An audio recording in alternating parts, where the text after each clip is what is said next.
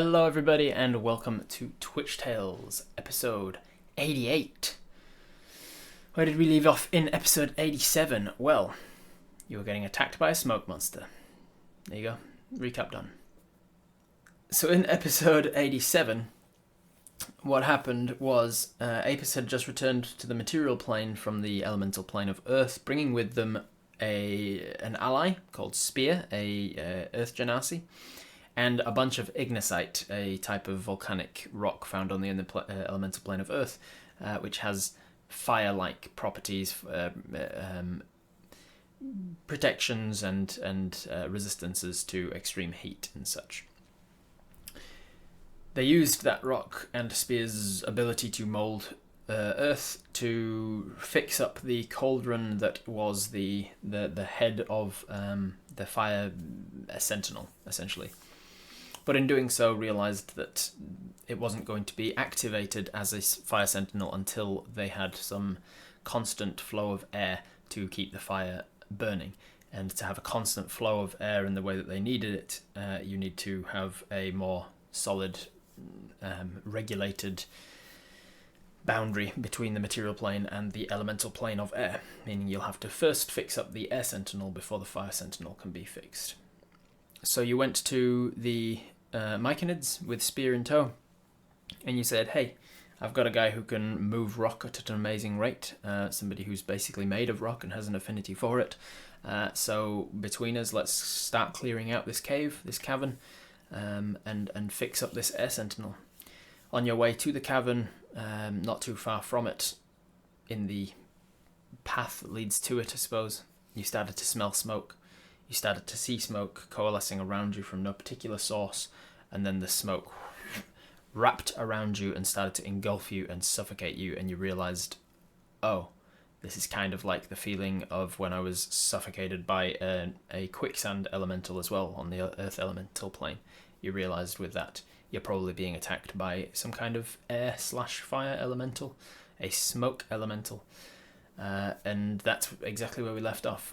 So Apis, I will jump you over to the battle screen, and we will roll initiative.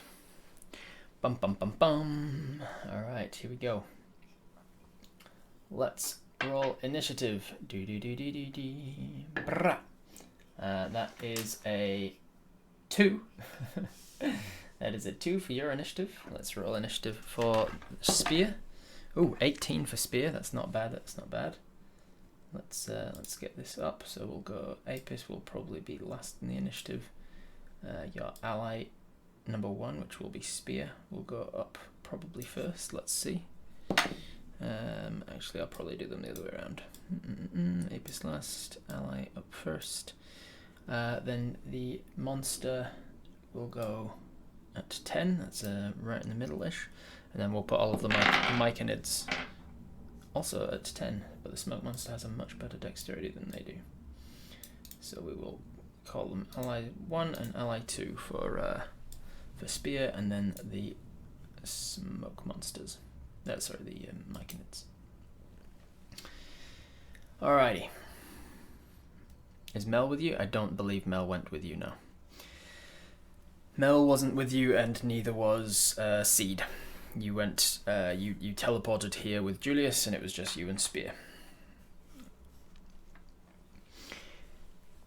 Alrighty, so this is the situation as you can see it. Apis, you are in here, right in this smoke monster thing.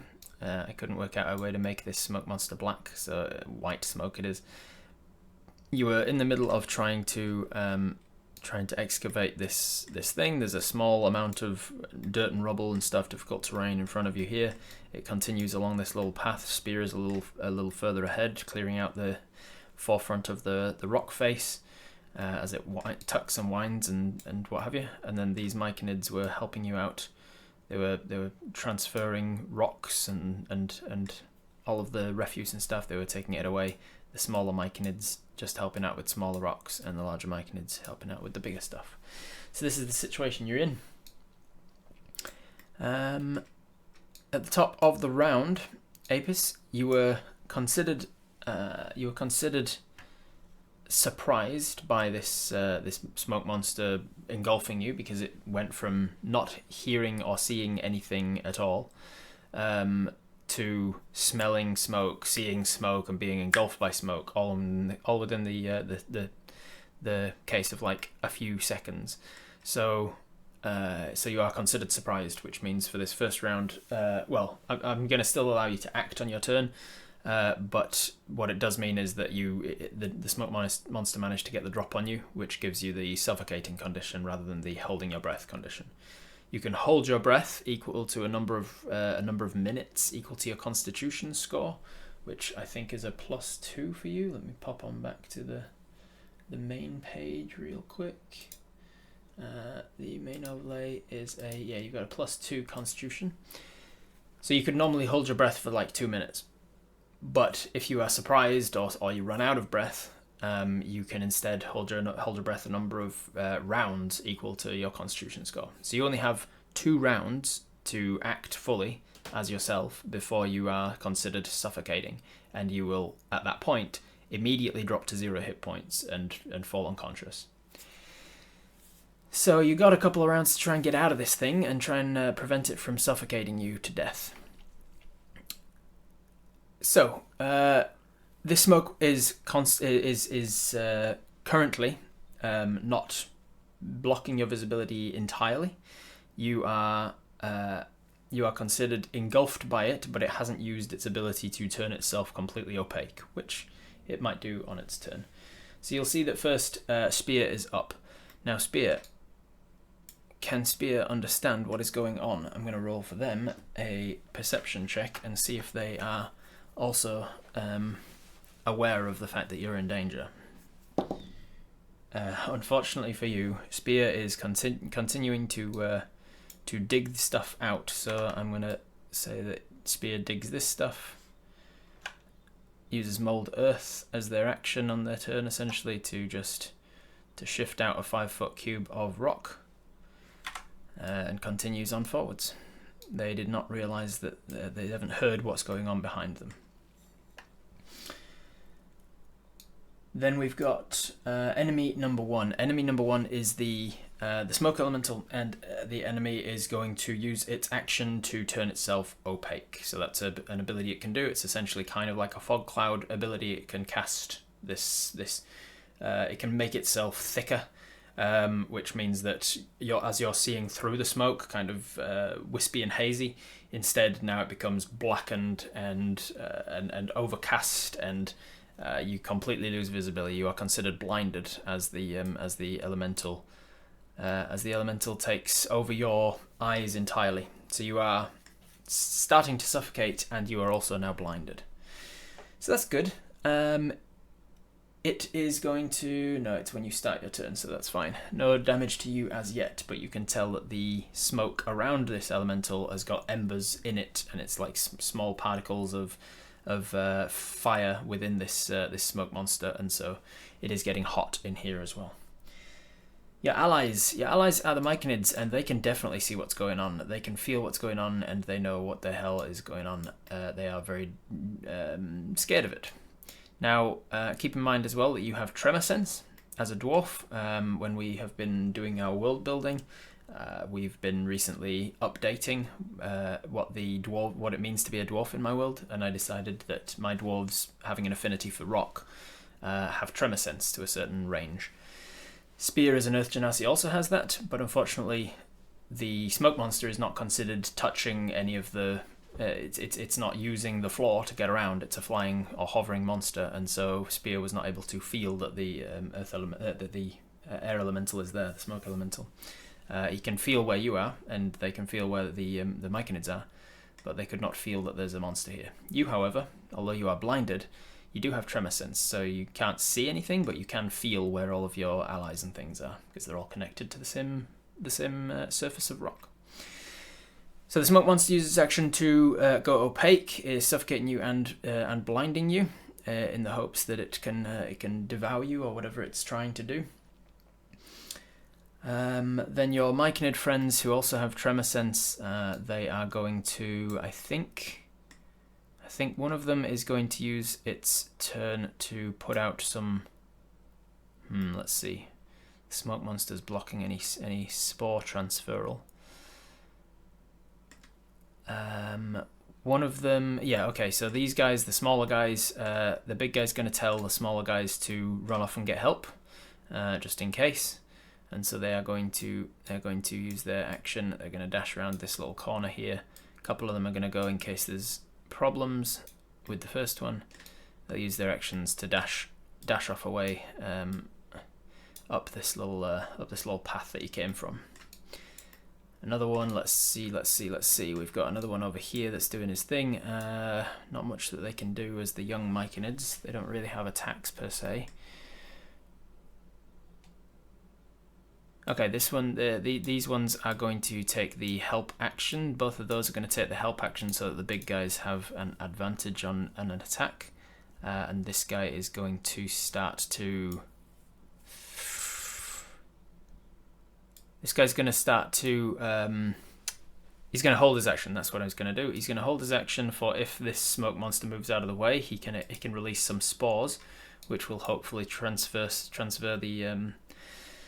the distance, traverse the distance, sorry, and tell Spir that there's a problem. He's going to basically try and shout out to them, but they are unfortunately not in range for the telepathy spores to be working right now. So they're gonna hold off on releasing the danger spores to be like, hey, Spir, help. All right, then we've got the big guys. The big guys are going to. Well, how do you hit a smoke monster? What have they got? Let me look up the Myconid stat blocks. Myconid adult. Here we go. Distress spores. That's what I was trying to remember. When a Myconid takes damage, all of the Myconids within 240 feet of it can sense its pain. Fist attack. Ooh, pacifying spores. The smoke monster doesn't rely on a respiratory system though, so the spores might not work. I'm gonna roll to see if these guys know whether or not a smoke monster will be susceptible to spores of any kind. With the 2, they do not know. So this guy is going to try. He's going to step forwards close enough to this billowing smoke that's coming out around you. And it's going to release these, it's going to open up these sort of valves in its face and just release these spores out, these pacifying spores. And the smoke monster is got to make a constitution saving throw or be stunned. Now, that might not work because he doesn't rely on a respiratory system. So I will say that due to the nature of the pacifying spores, it might still have a chance, but I'm going to give the smoke monster advantage on the save. Oh, that's good. I give it advantage because one of them was a nat 1, but the other one is going to succeed. Oh, only just though, only by 1. So it succeeds on the saving throw. The spores just kind of get whipped up. It's not exactly a tornado in style, but it is kind of swirling, and so some of the spores just get sucked away from it. Then so that guy's just kind of tying on with this guy for if he ever wants to make an attack, he's just kind of give him help. And then this one is going to help this one. I think this one is going to try and physically grab you, so he's going to move towards you. This guy's going to give him advantage on anything he's doing. Yeah, they're going to try and reach in and basically use the stats of their fist attack to try and like grab you from the smoke and pull you out. Because they are entering the space, this triggers that they take fire damage. On the first round that they are in the space, it's only going to be 1 point of fire damage, so the Myconid takes a point of fire damage. He can handle it. He's going to make a fist attack because the little dude is helping. He's trying his best to distract the smoke monster as best he can. I'm going to give this guy advantage on the attack, as it were. Ooh, that's not bad.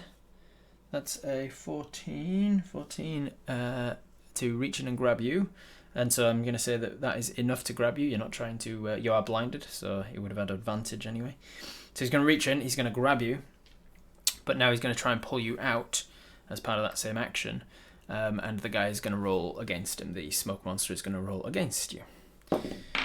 Unfortunately the smoke monster got an 18 total, and the Myconid got an 11, I think it was. What's their strength? Oh, just a 10 actually.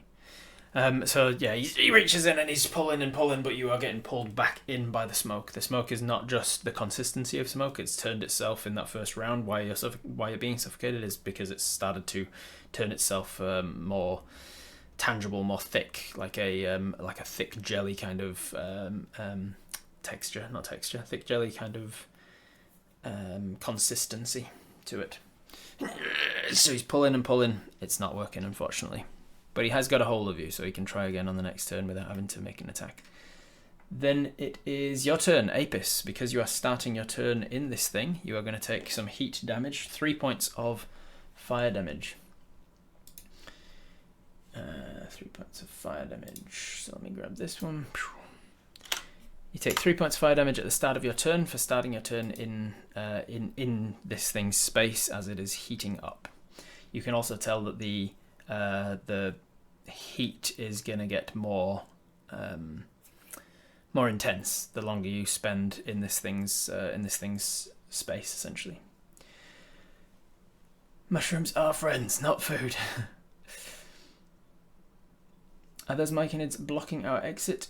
If we can squeeze through there, you can get out into this space here. There's would be enough space for you here, and then you can squeeze through between them here if needed. Does the distress pause happen now because the Myconid took damage? Yes, the distress pause, every Myconid within 240 feet will be able to tell, oh, somebody's taken a point of damage.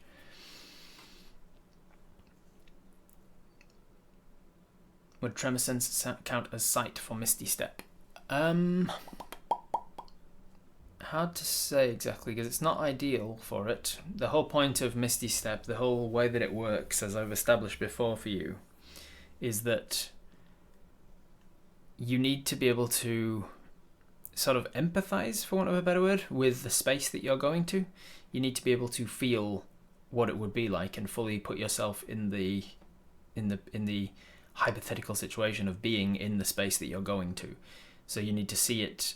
You need to be able to imagine what the temperature of that space is, and what the breeze is like in that space, and what it smells like over there, and then imagine yourself being in that position, and then you are transposed to it. So you can kind of do some of that with Tremor Sense, but all you're really knowing with Tremor Sense is whether or not there's a creature in contact with that space. And so you can just pick a space that doesn't feel like it's the absence of information rather than information itself. Would I allow it? I think I would allow a check to see if it can work. As a ranger, your spellcasting ability is your wisdom, so I'd probably allow a wisdom check to see if you can use Misty Step without seeing the space you're going to.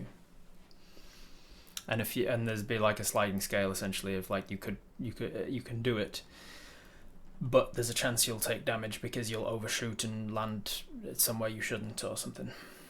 Tremor Sense might not tell us if there's enough space above that ground for us to appear in the space. Yeah, that's that sort of thing, where like you can be like, oh yeah, there's nobody in this space, so I'll go there, and then you appear there and it's only a foot of space before some overhanging rock or something, and you hurt yourself taking damage jumping into a space you shouldn't, something like that. Tremor Sense seems more like it's picking up anything that's interrupting the signal we send out rather than building a picture of the area and everything in it. Yeah, it's not like a blind snapshot of everything, it's like a radar with a blip, blip, blip, and there's like, oh, there's a creature over there in contact with the same substrate that I'm in contact with. So you can build a picture of like where these guys are all standing and where this guy's standing. You can also feel with your Tremor Sense that these guys are running away, so you can kind of feel that, but you can't necessarily feel where all the walls are and where all the spaces and stuff like this. Would protection from evil and good help us? Maybe. Until the spell ends, one willing creature Apis touches, you would touch yourself and you'd be able to do that without being able to see, that's fine, is protected against certain types of creatures, aberrations, celestials, elementals, fey, fiends, and undead.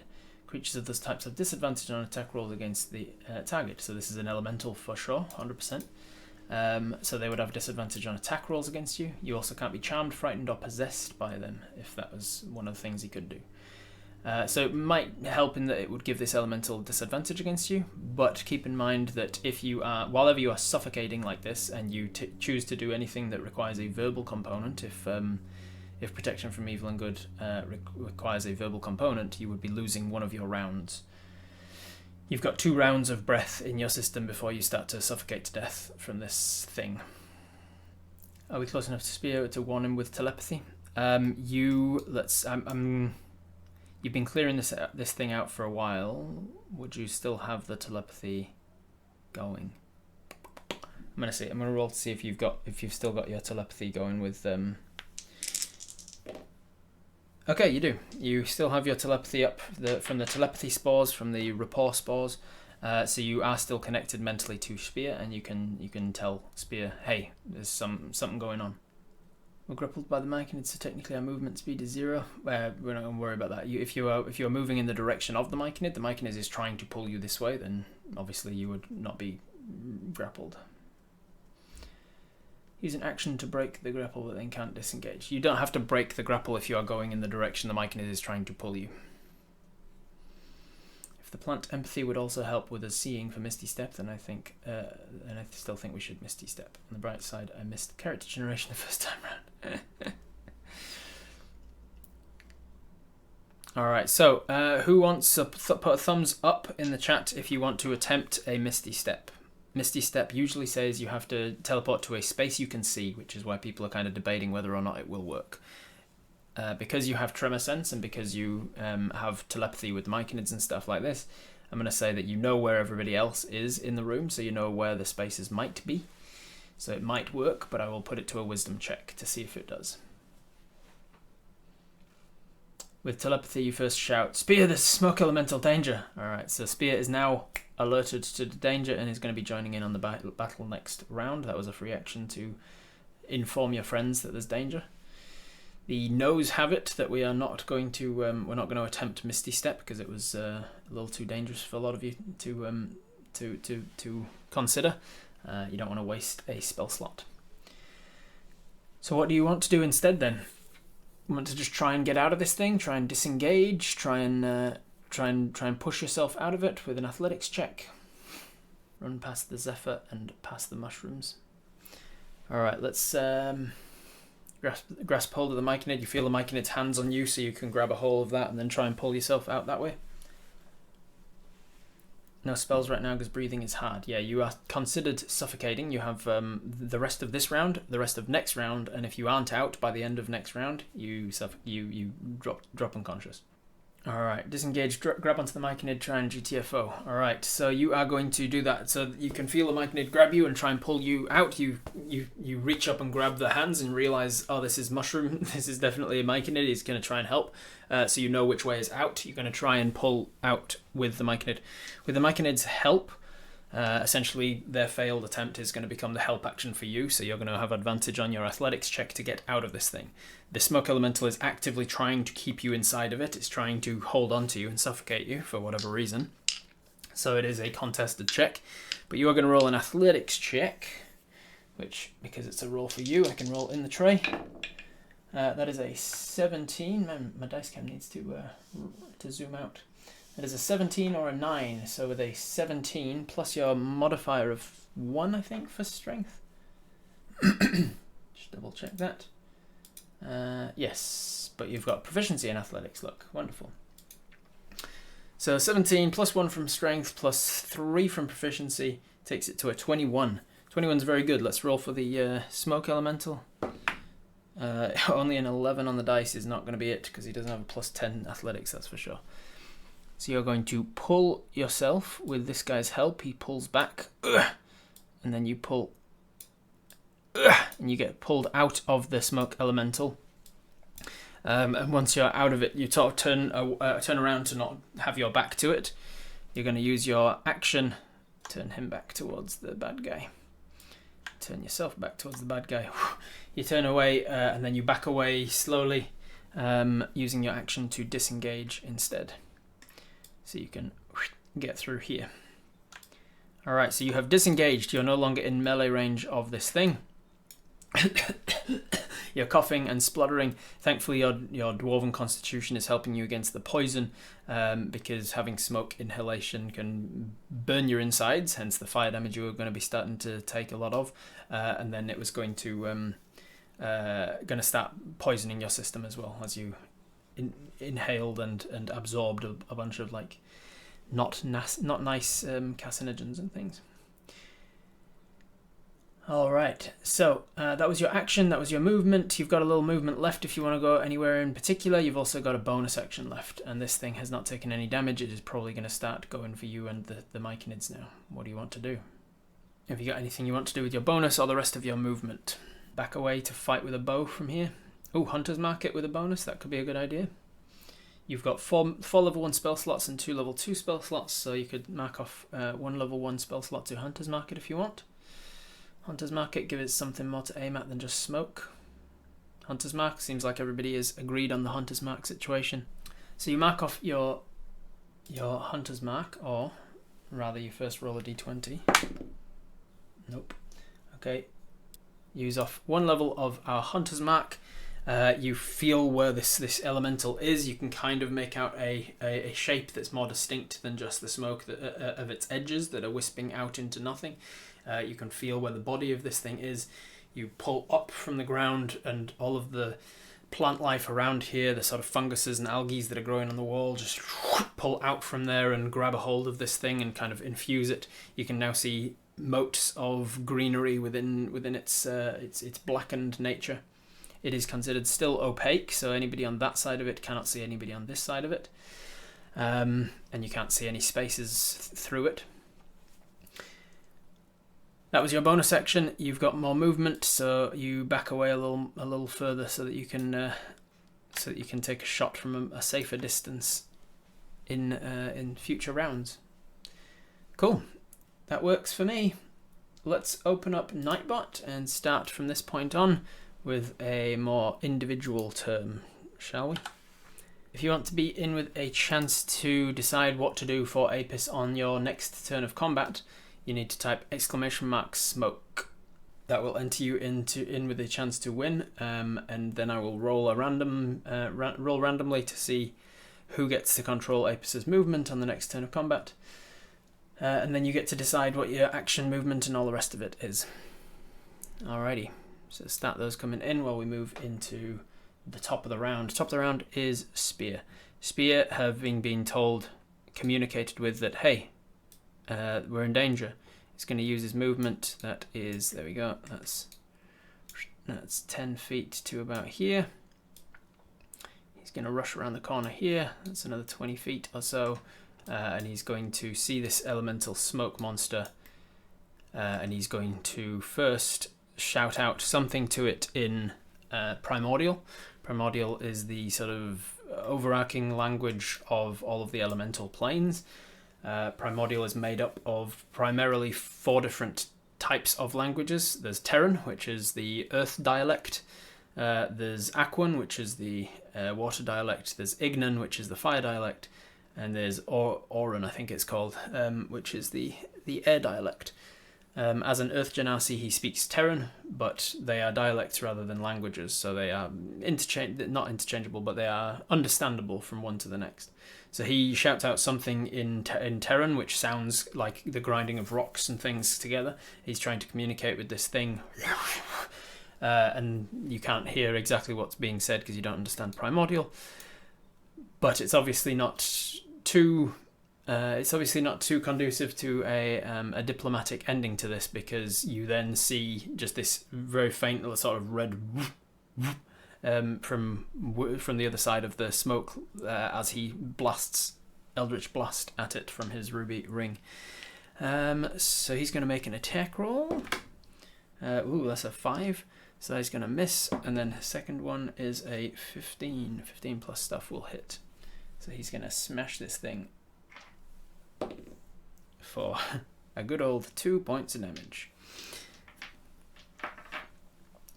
That is Spir's turn. He's moved up, he's tried communicating with it, and then he's hit it with an Eldritch Blast. Then it is the enemy's turn. Okay, so nobody is within it, so he can't use that ability, which is good for you. He is opaque, so he's already used that. He could try Firestorm. Oh, he could try his movement. Yeah, okay, let's try the movement thing. Oh, he could try and avoid you from coming in, though. Yeah, let's do that instead. He's going to send out. He's going to forego some of his multi-attack. he's going to enter the space of this right here, which you can see by the range, his little circular range. Is in the space of all four of. Can you get all four of them? Yeah, you can get all four of these guys. The two little guys and the two big guys are now considered inside of him. So he sort of moves into their space. They're not going to take damage from it yet, but then he's going to forego his multi-attack to instead send out smoke rings. You see coming from his body, kind of this sort of swirling opening. This orifice seems to sort of pull in as if something within it, like the bottom of a whirlpool, but horizontally within the front-facing plane of his body. It seems to suck in and whirlpool around, and then rebound outwards as it sends out a smoke ring, which I've handily left here earlier. And he sets one down, a smoke ring in the corner there, and then his second attack, is he going to do it again? Yeah, he's going to do the same again, so he's going to copy this, and he's going to put the other smoke ring behind him there. You're not sure exactly why, but that's what he's doing. And the only other thing is this one here. Let's make it like this because it's kind of smokish. The area that he's been is left hot and smoky. He's leaving like a trailblazer, as it were, behind him. You're not sure exactly what that means for you yet. I think that's it. So he moved a little bit. He's wanting to stay where he is so that he can try and engulf these guys on his next turn. He's set out 2 smoke rings for his action. That's all he can do. Alright, it is now the allies number 2, which is your Myconids turn, but we are going to roll Apis first. That is Sir Lakes, you have won the giveaway, so you are going to be in control of Apis on the next turn of combat. So have a think now about what you are going to want to do. You have an action, a bonus action, a movement, and a reaction if you need it. So have a think about what to do. Ask for advice from people in chat if you are worried about that at all. And we'll get to you after the Myconids' turn. The Myconids start their turn in his area, which means that the 2 little ones, this is their first turn in his fire, so they're going to just take a d4, which is a 2 and a 3. This guy, it's his first turn in the fire as well, so he's also going to take a d4, which is 4. He's going to take 4 points of fire damage from being inside of him. But this guy, he thrust his arms into the guy's space before and took a d4 damage, and now he's getting engulfed again, so it's now upped to a d6 damage that he's taking, which is 3. So he's going to take 3 points of damage from being in this guy for a little longer now. That's just at the start of their turn. They are also going to start to suffocate. What is their constitution score? Just a 1, so they need to get out on this round or they're fucked. Let's see. Although Myconids don't need to breathe, so the suffocation shouldn't be a problem. Yeah, they're not going to suffocate because they don't need to breathe. They will just continue to take damage though if they don't get out. So they still want to get out. They're going to try. So the little ones. Are the big guys going to take the help action to get the little ones out? That might make sense. What are they going to do from within him? There's not a lot they can do from within him. All right, so the big guys are going to try and push the little guys out, and the little guys are going to use their turn to try and get out with advantage on the check. Not bad. So 15 versus 8. Oh, 15. So who has the strongest strength, the Myconids or the smoke guy? The smoke guy actually does. So the Myconids, this guy does not manage to get out. I don't know why it keeps doing that. This guy does not get out. He's unfortunately just being pulled and sucked and grabbed into this thing. This one, however, he's got advantage on the roll as well because of the other guy helping him. Oh, 17, that's good. 17 versus 5. Yes, so this guy manages to get pulled loose from the smoke elemental, and then he's going to run. Ooh, okay. What's the little guy's intelligence?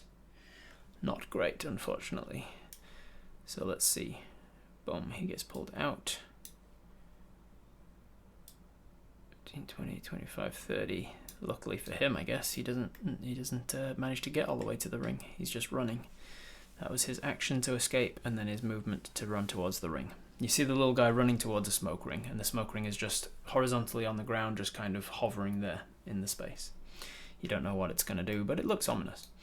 Alright, then this guy who is loose already is going to try and run away or try and do something to the smoke monster. Let's see how brave he's being. Let's roll a brave check. He's right down the middle with a 10, so he's feeling maybe like he should get the hell away from here. He's going to run. The smoke monster doesn't take an attack of opportunity on him. So he's going to run. He's going to... He's seen the rapport spores not working. Pacifying spores. I think he's just going to run. 5, 10, 15, 20, 25, 30. So he's going to run to there. He's running away as well. Alright. I think that's it. These guys took the help action to help their buddies out of it. So they are going to stay in the smoke for now. I think that's all they got. Alright. Soleil, it's up to you. We're up to Apis' turn. What do you want to do? What is Apis going to do? Can Apis have a better point of view? You can, sure. You can get over here if you want. It isn't considered surrounded now. Planar Warrior the Elemental. Alright. So with Planar Warrior... With Planar Warrior as a bonus action, you turn all of the damage from this round into force damage. On the next attack anyway. The first attack this round will be extra force damage if you hit. You draw a bow and arrow. You knock it back, you focus on that feeling of the static electricity trickling down your skin, and you let loose your arrow. Let's make an attack roll for you. Does that drop Hunter's Mark? Nope, it's not a concentration thing, so you're Hunter's Marked and Planar Warrior. Hey, that's not too bad, that's a 10. 10 plus your longbow plus 8. 18 total. 18 is enough to hit the smoke monster. So you're going to hit the smoke monster for a D8 from Planar Warrior. You're going to hit it for a D8 from your longbow. And you're going to hit it for a D6 from Hunter's Mark. So you're going to hit it for 2D8 plus a D6 plus 3.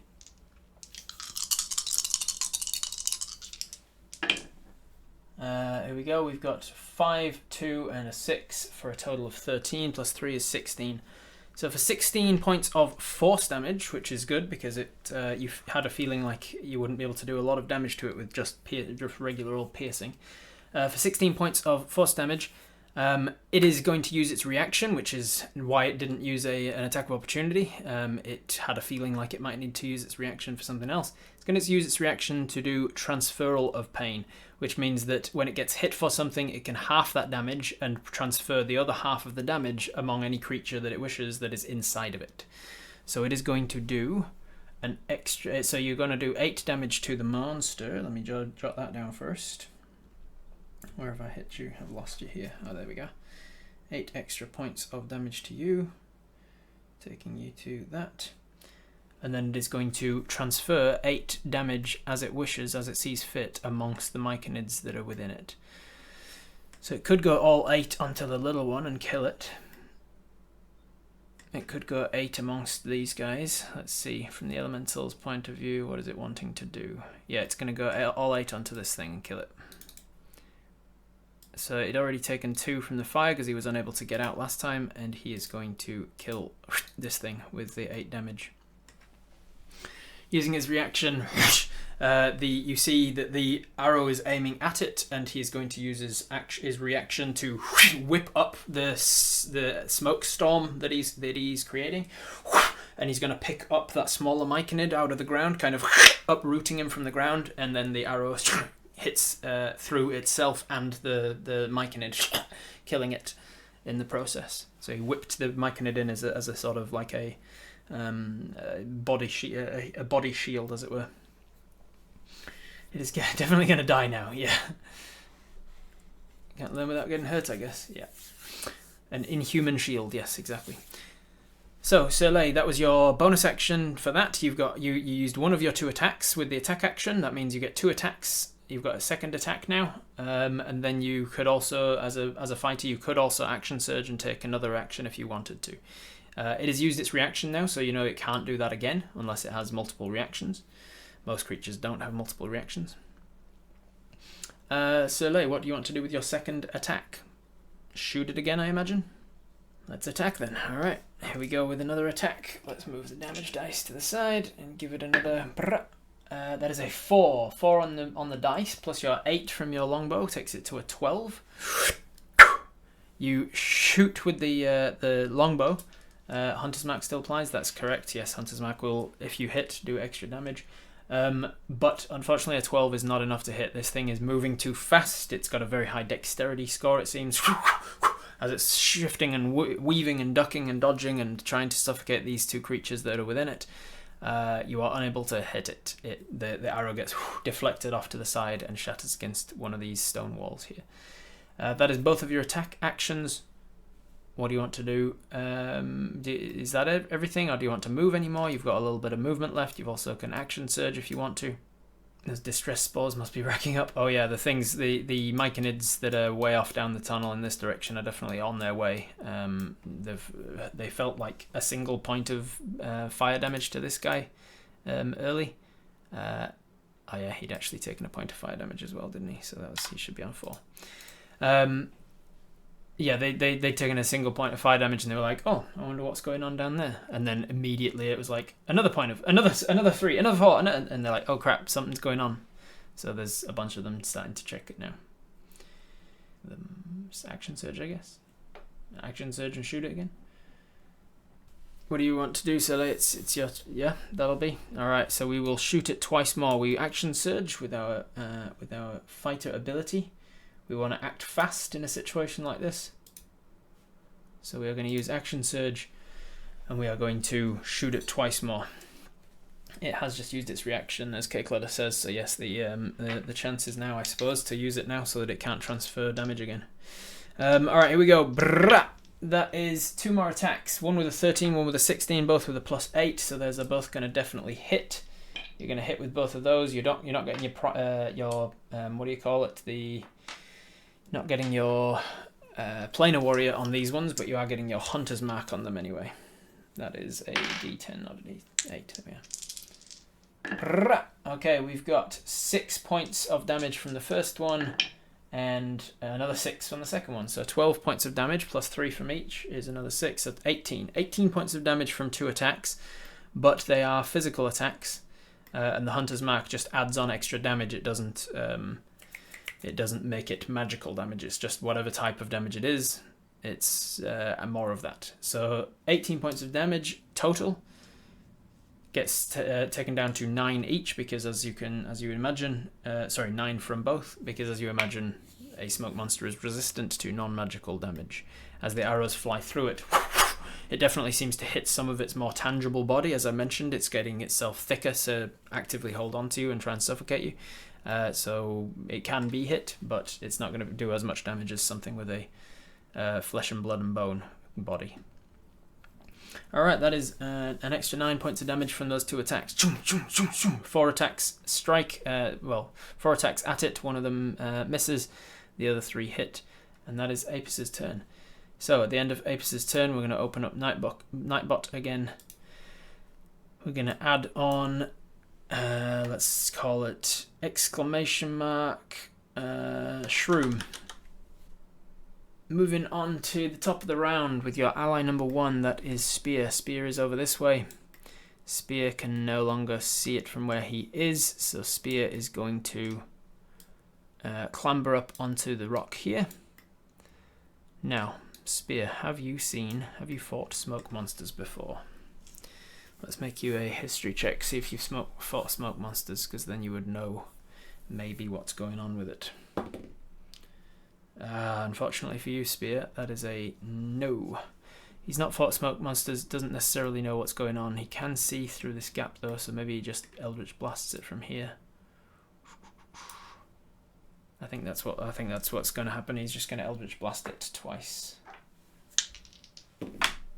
That is, we're going to miss and hit. 1 misses, 1 hits, and he's going to do the D10 with the one that hits. Oh, not bad, not bad. 8 points of damage. Because it's an Eldritch Blast, the creature is going to take all of it, and he's used his reaction, so he can't transfer half of it. So that takes you to that. Wonderful. Is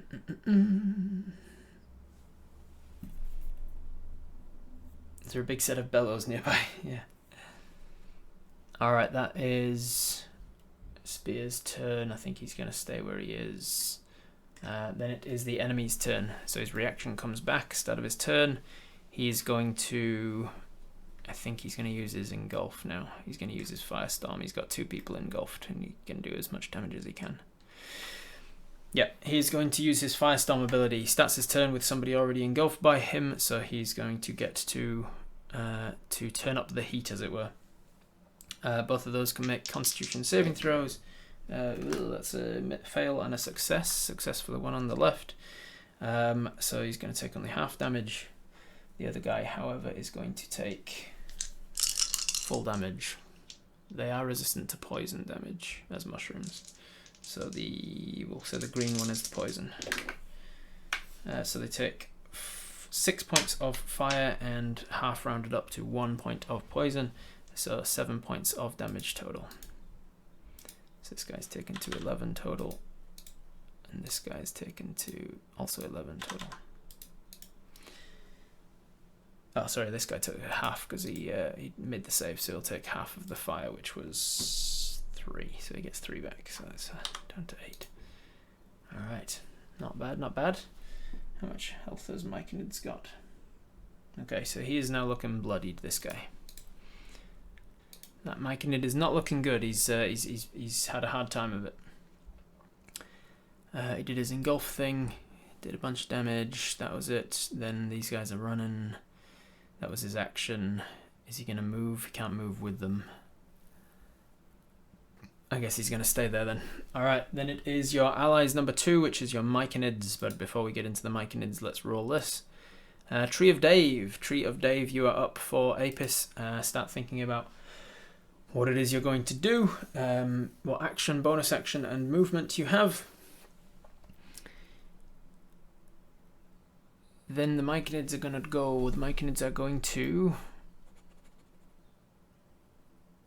I mean, there's nothing stopping them, really. They're going to keep running. Oh, yeah, these guys kept running. I forgot to move them on their last turn. They're running for help. Or just running for safety. Alright. This guy steps into the smoke ring. He doesn't know better. And as soon as he does so, the smoke wraps around him, engulfing him, and starts to suffocate and choke him as a smaller elemental is summoned. The trap is set off, essentially, and he is considered engulfed by this guy. Can he stop in time? Let's see. He's running. He runs into his melee, but doesn't know better. That is now enemies 2 on the board, so let's go with roll initiative for them. That is not bad, actually. It's pretty good initiative. Enemy 2 is now summoned onto the board. And before I do this, takes a dig at the mic and its intelligence.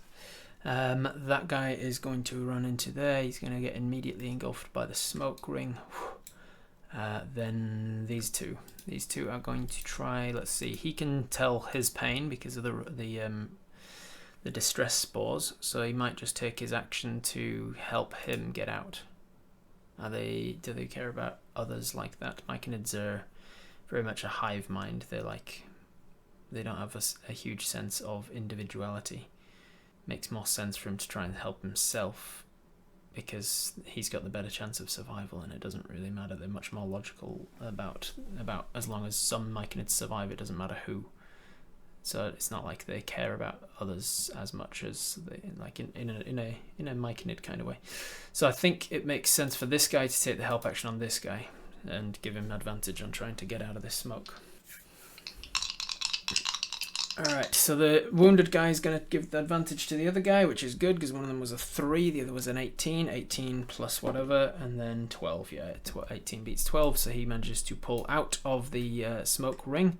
And he's going to run, and as he runs, he does not take an attack of opportunity almost like he's holding on to his reaction for some reason.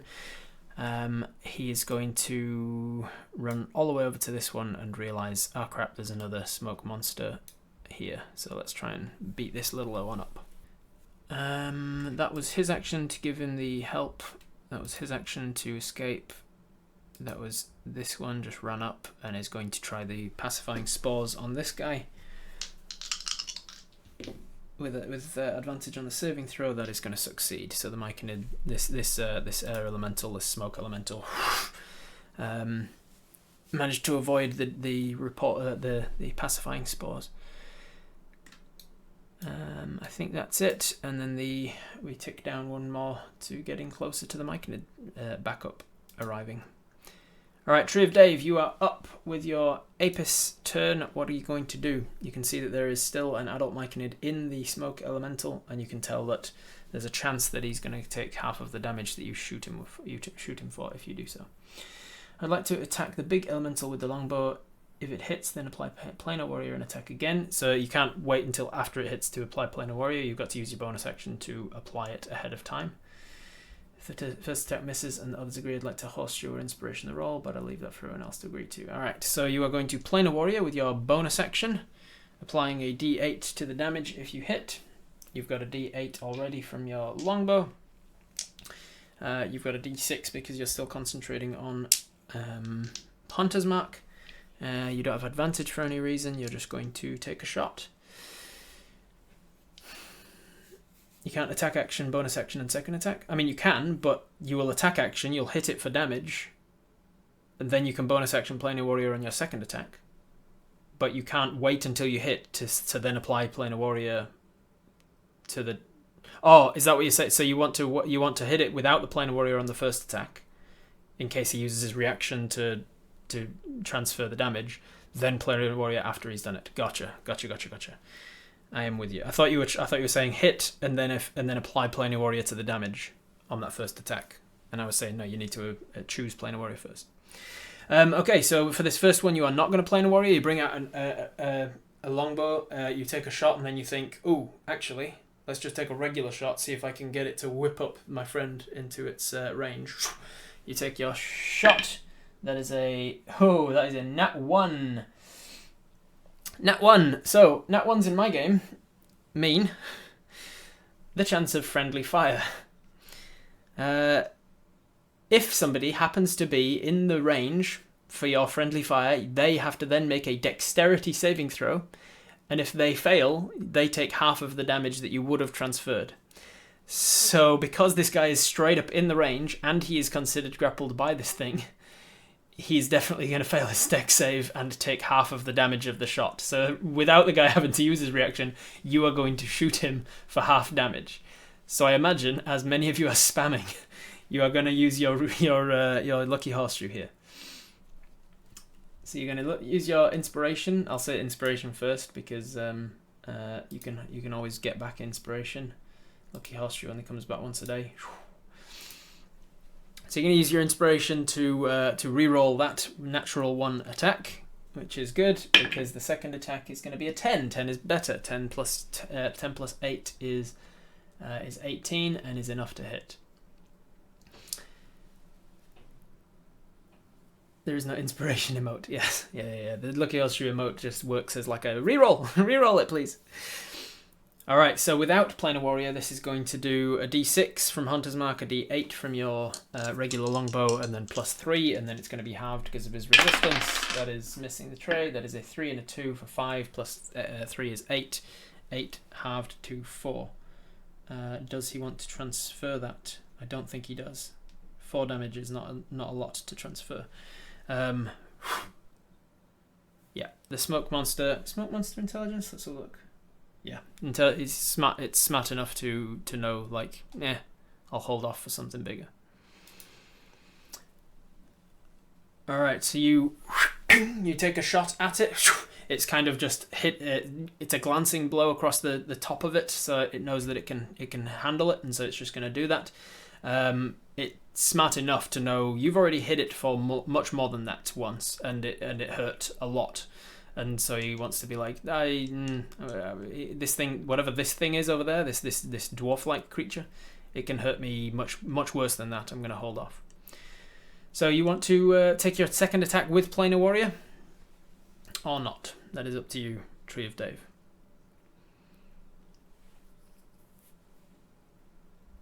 If we can tell it's held off, then no Planar Warrior on the second one. All right. I guess we have to Planar Warrior second one. Do it, as far as a very different approach.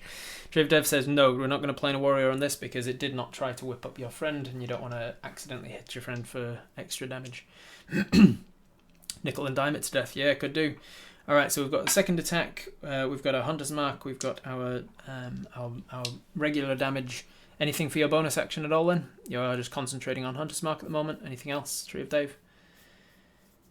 I want to try and teach it that maybe we can't Planar that often. Yeah, that's pretty smart. Like, if you don't do it this turn, then maybe it thinks, oh, it was a one-off ability. And then it can do it on your next turn, maybe.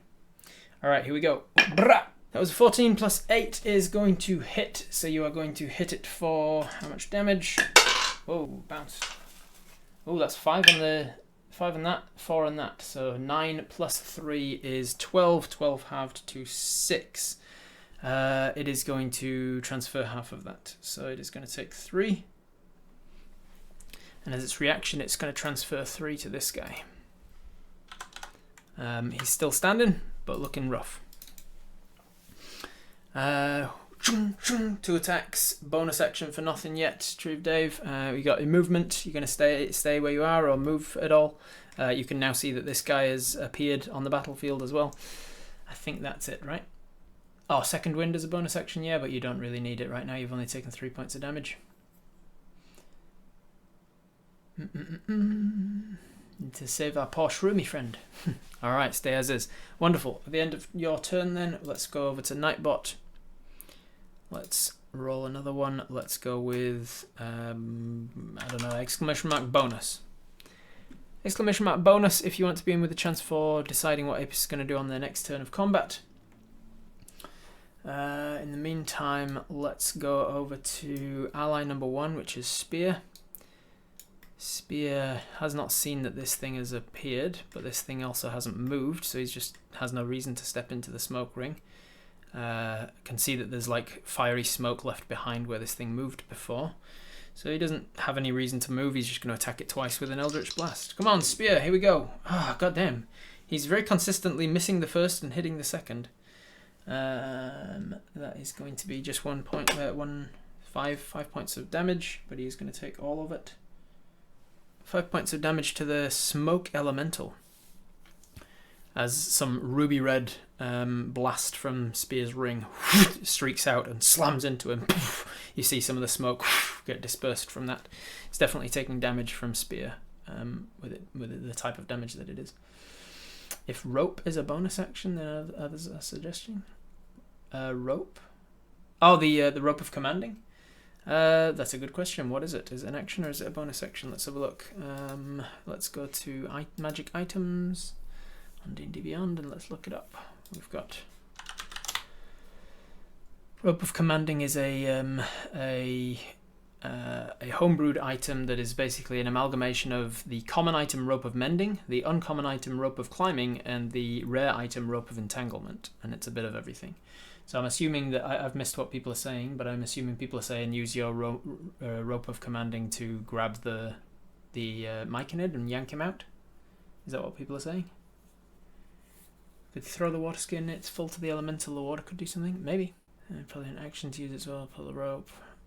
Is that what people are saying? Yeah, okay, let's have a look then. Rope of Entanglement, how does it work? If you hold one end of the rope and use an action to speak its command word, the other end darts forward to entangle a creature you can see within 20 feet of you. Thus succeed in a dex save or become restrained. You can release the creature by using a bonus action to speak a second command word to release it. So a bonus action to release it, action to command it. Alright, so you don't do anything with your bonus, then Spir hits it for 5 points of damage from his Eldritch Blast. Then where are we up to? Enemy number 2. Enemy number 2 is going to start off over here with this little Myconid boy inside him. Because of his size, he can only engulf one person at a time, one creature at a time. It has to be opaque before it can do its firestorm thing, so it might use its section to go opaque first rather than do any damage. Yeah, It's going to use its action to go opaque. Let's make it flying as well. How do I do that? It's going to use its action like the first action of the smoke monster that engulfed you, like its daddy. It is going to turn itself opaque, which means that the smoke is getting thicker and blacker and hotter. It's going to be blocking visibility through this channel now, so nobody can visibly see past it. That's all it can do on its turn, though. Alright, then it is back to the other enemy, the big enemy. Now, you are already engulfed, so it doesn't need to worry about that. Is it going to... Oh, it could try and whip out to you. It's already put its smoke rings out there, so it can't do that again. Let's see.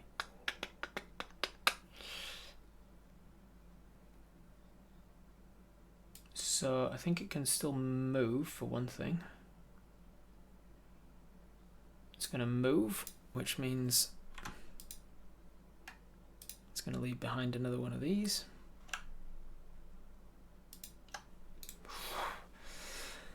And then it's action to just finish this guy off and move over here and grab these ones. You're pretty dangerous, so it could leave this guy's melee range. You're pretty dangerous. I think it sees you as the bigger threat, so it's going to ignore that guy.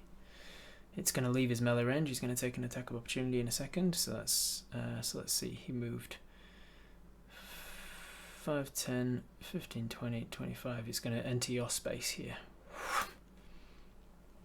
And everywhere that it goes, it leaves behind some of this dangerous smoke stuff that you are yet to work out what it's doing exactly.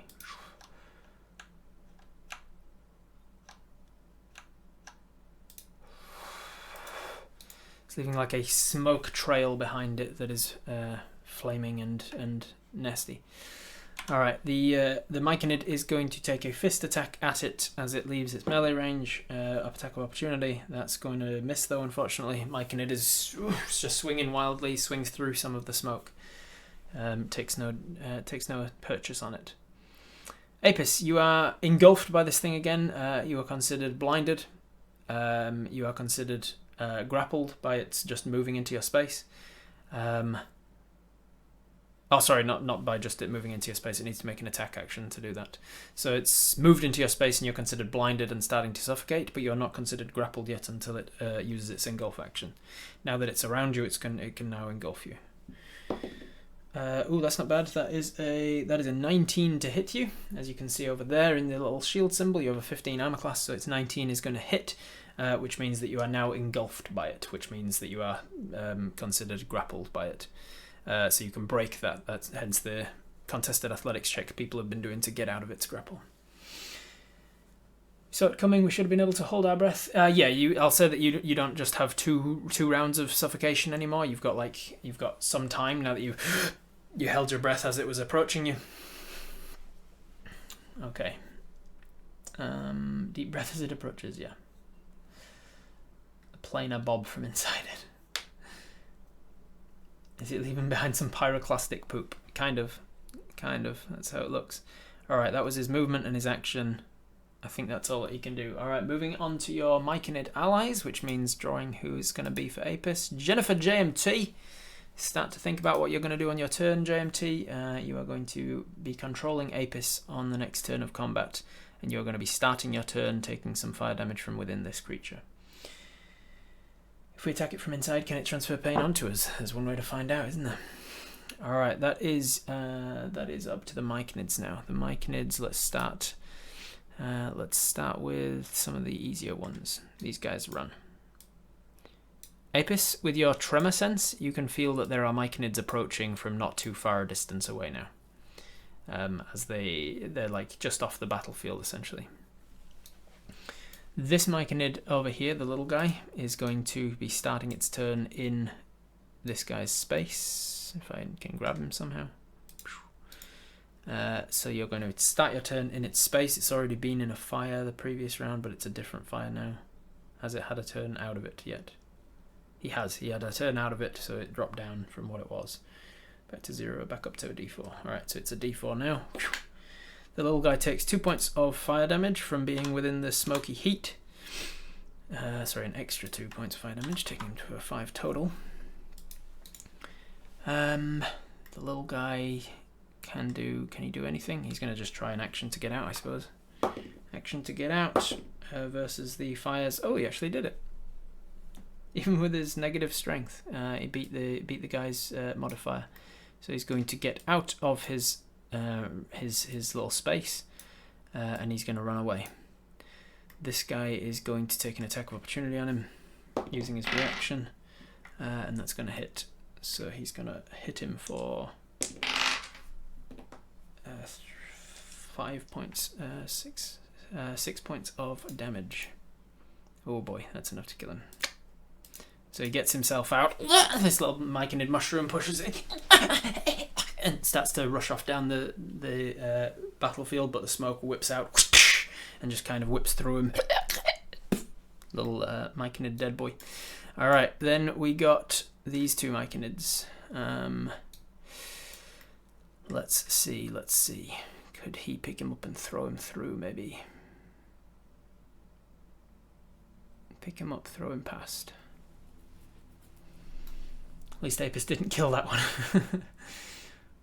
Yeah. So this guy is going to use his action to pick up this guy and throw him. He's going to get him through the monster without taking any damage.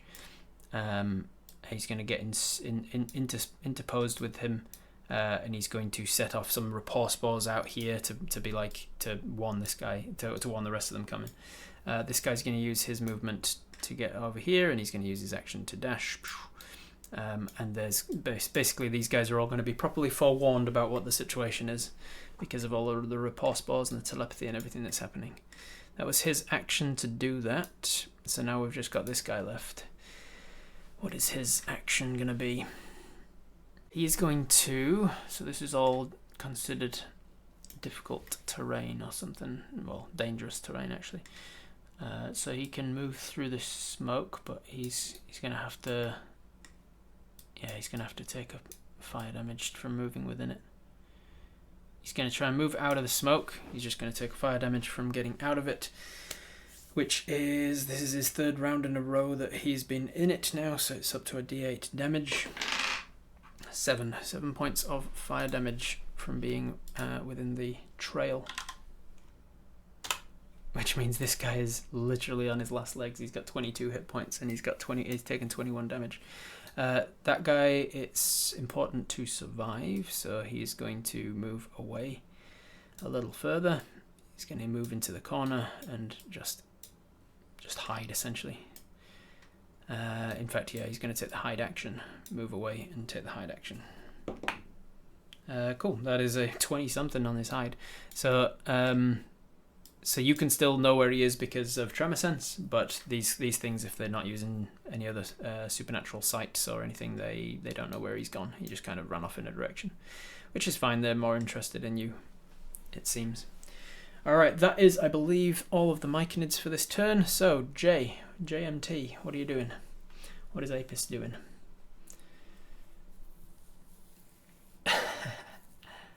Are they dead? It seems like it. But you'll have to check after the fight, I guess. Roasted mushrooms lit the field for lunch afterwards, yeah. First attack, unarmed attack. Second attack, unarmed with planar warrior if he used his reaction on us. Alright, so you've got your bow out. You, instead of drawing an arrow, you see him coming, so you instead just go for a punch in the middle of this thing, trying to just punch through it. Unarmed striking smoke that's surrounding you. Let's see if this works. So you are going to roll an attack roll. I'm going to say I'm trying to decide whether you have advantage or disadvantage here. Because advantage because you're punching directly to its guts, as it were, as the interior of it. Not that elementals really have guts, but you're directly punching interior. So like, how could you miss? But at the same time, disadvantage because you're kind of surrounded by it. So taking a big old swing is pretty difficult. Swinging through something quite thick and smoky is difficult. So I'm just gonna cancel them out and just say it's a regular roll. That is a 13. 13 on the dice, plus your unarmed attack bonus of 4, takes you to a 17. 17 is a successful strike. Successful strike, and it's a D8 for your unarmed strikes because you took the unarmed fighting style. You call back on your training that you did with Joey back in Fondurg, punching things and learning how to punch. You think about playing a warrioring into your ring that you can see on the little graphic there, but you think actually let's not yet. You smack it for a D8 punching damage, plus a D5 Hunter's Mark damage, plus 1. And let's see if it's going to use its reaction to transfer some of that to yourself. That is 3 and a 5 for 8, and then plus 1 is 9. 9 points of damage. This is regular bludgeoning damage, which is halved rounded up to 5. 5 points of damage is... Is he going to use it? He is going to use it, yeah. He's going to transfer half of that, so half. He takes half rounded up to 3. You take half rounded up to 3. So let's put this in here. Alright, the Smokemonster's not looking too good. Having a hard time pushing it, getting himself together. But you're punching up just like into the smoke, just trying to hit it. You're trying to hit this thing, trying to push it, trying to push your hands through it and tear it apart, just kind of swim through the smoke. You're doing whatever you can to just, with your bare hands, tear this thing apart from the inside. But as you're doing so, it is swirling and buffeting you around like the air monster that it is. And one of your fists goes awry and clocks yourself in the face. It manages to transfer some of the damage to you from your own attacks. The second attack, you're going to play no warrior now that it's used its reaction. So that is a D20 to hit, a D8 if you hit, a D8 from Hunter's Mark, and a D6 from Hunter's Mark, and a D8 from playing a warrior. So that's a lot of dice. Let's roll them all together. You now, after sort of feeling the winds hitting yourself, you think, okay, now I can use that reaction. I can use my opportunity as it's distracted, trying to make me punch myself. Stop hitting yourself, Apis. You're going to then channel the nature of the force magic around you into your ring. You're going to temporarily shunt your fist into the ethereal plane. Bring it up from within this creature, turn all of this following damage into force damage, which it cannot have. That is going to be an 11 on the dice, plus 4 for your unarmed strike is a 15 to hit. 15 is its armor class, so you just hit. You managed to hit this thing with almost a glancing blow, but you managed to find something within it to latch onto. That is 5 plus 2 plus 2 is 9. 9 plus 1 from your unarmed strike. 9 plus 1 from your... Yeah, 10 points of force damage. With 10 points of force damage, this thing is both Hunter's Marked and bloody. Not that you can really tell when an elemental is bloody, I suppose, but it's a little bit wispier. It's a little bit less opaque, less tangible. It's having a hard time keeping itself together a little bit. You can tell that it's kind of struggling somewhat to keep itself here. Okay, good work. That was your 2 attacks and a bonus action playing a warrior. You've got movement if you want to move, but you've already used your action to attack, so you can't use your action to try and escape from it, and so you don't have any movement. So that is everything you can do, and you've already used your action surge as well. Perfect, Jennifer, well done. Next up, let's go with exclamation mark fire. If you want to be in with a chance to decide what Apis is going to do on their next turn of combat, exclamation mark fire in the chat, F-I-R-E. We're going to the top of the round with Spir. Now, Spir, do you know? Spir is unable to get through there, so this thing's definitely got cover now. He's unable to get through there without stepping on the smoke ring, and I'm going to say that, as Sparrow said earlier, like Apis used their telepathy to be like, don't touch the smoke rings. It conjures more of them. And so Spear's like, okay. So Spir is going... Oh, Spir can Earthglide. Spir can Earthglide. As an Earth Elemental Genasi, he can use his ability to... So he shifts himself. Come on. Come on. Work with me. Do the thing you're meant to do. So I thought I could put you down into the floor. Can I put you down into the floor? Oh, maybe not. I thought it was a cool thing I could do. He's going to earth glide down into the floor. He's going to move. It's going to be half movement for him though, so he's going to have to use his dash action.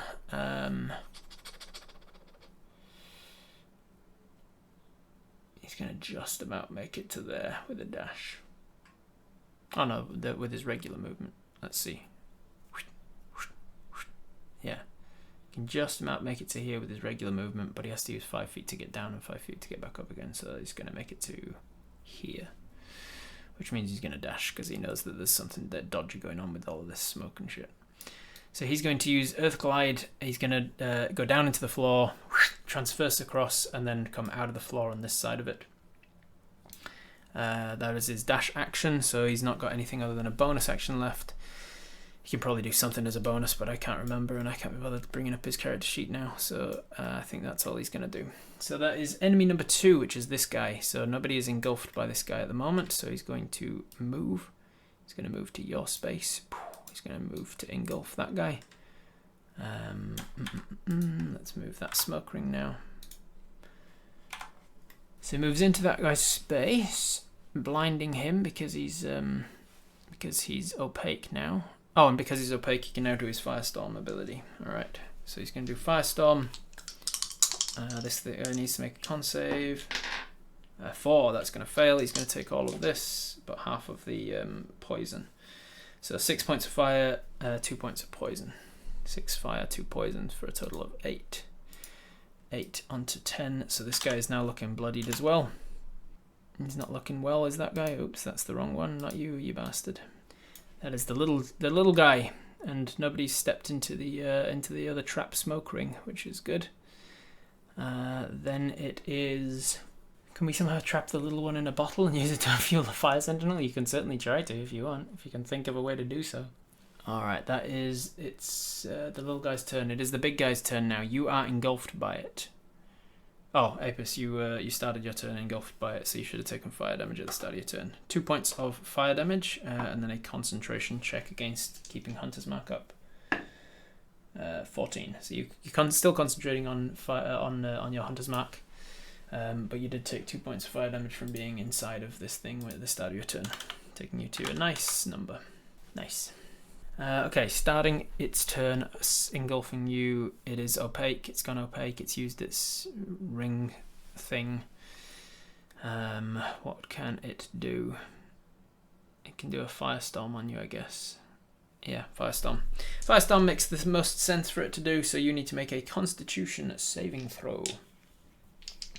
So con save from you, Apis, that is a 6 on the dice. 6 is not a good one. You can try and reroll that if you want with your inspiration.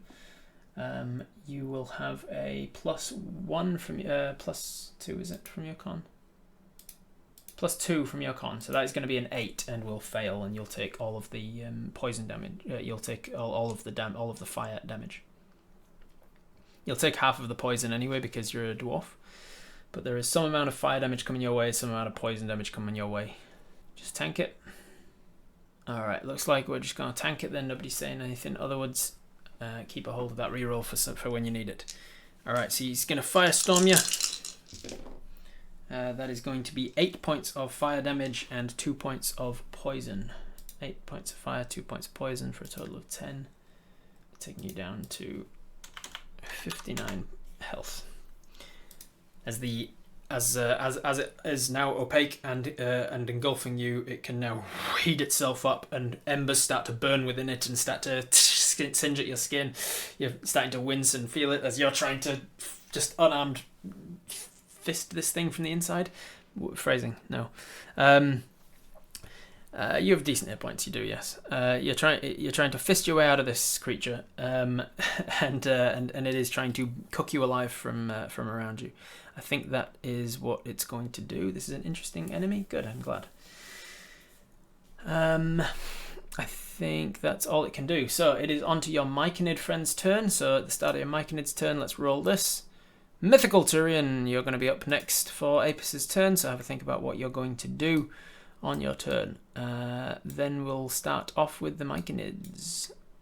Yo, Myconid buddy. Your Myconid friends are arriving, including the Sovereign. The Sovereign is starting to approach as well, which is good news for you. The Myconids have used their movement to get onto the board. These smaller Myconids have used their movement to get out of here. Is that all of them? There's all the small Myconids at safety now. We'll get over to what these Myconids are doing in a second. So this Myconid is going to, the Sovereign is going to use his dash action to go 5, 10, 15, 20, 25, 30. He's going to use his dash action to get there, and his cronies, his gang, his help, are going to follow. Alright, then this guy in the corner here is going to just root himself down and start to try and... he's in rock, though he can't really root himself too easily. Not much he can do. He's going to take the dodge action. This guy starts his turn in fire. He's had a turn out of fire, hasn't he? He has, yes, he had a turn where he threw the other guy. So he's back down to a d4. He's going to start with 3 points of fire damage. 16, there we are. 16 to 19. Ooh, he's not looking good. He's got 3 hit points left. He is going to, I guess, use his action to push his way out of this thing. Yeah, he's going to contested athletics, see if he can get out of this thing. So that is going... Oh, damn it. Nope, that is... No, not enough. Even with the little ones lacking strength.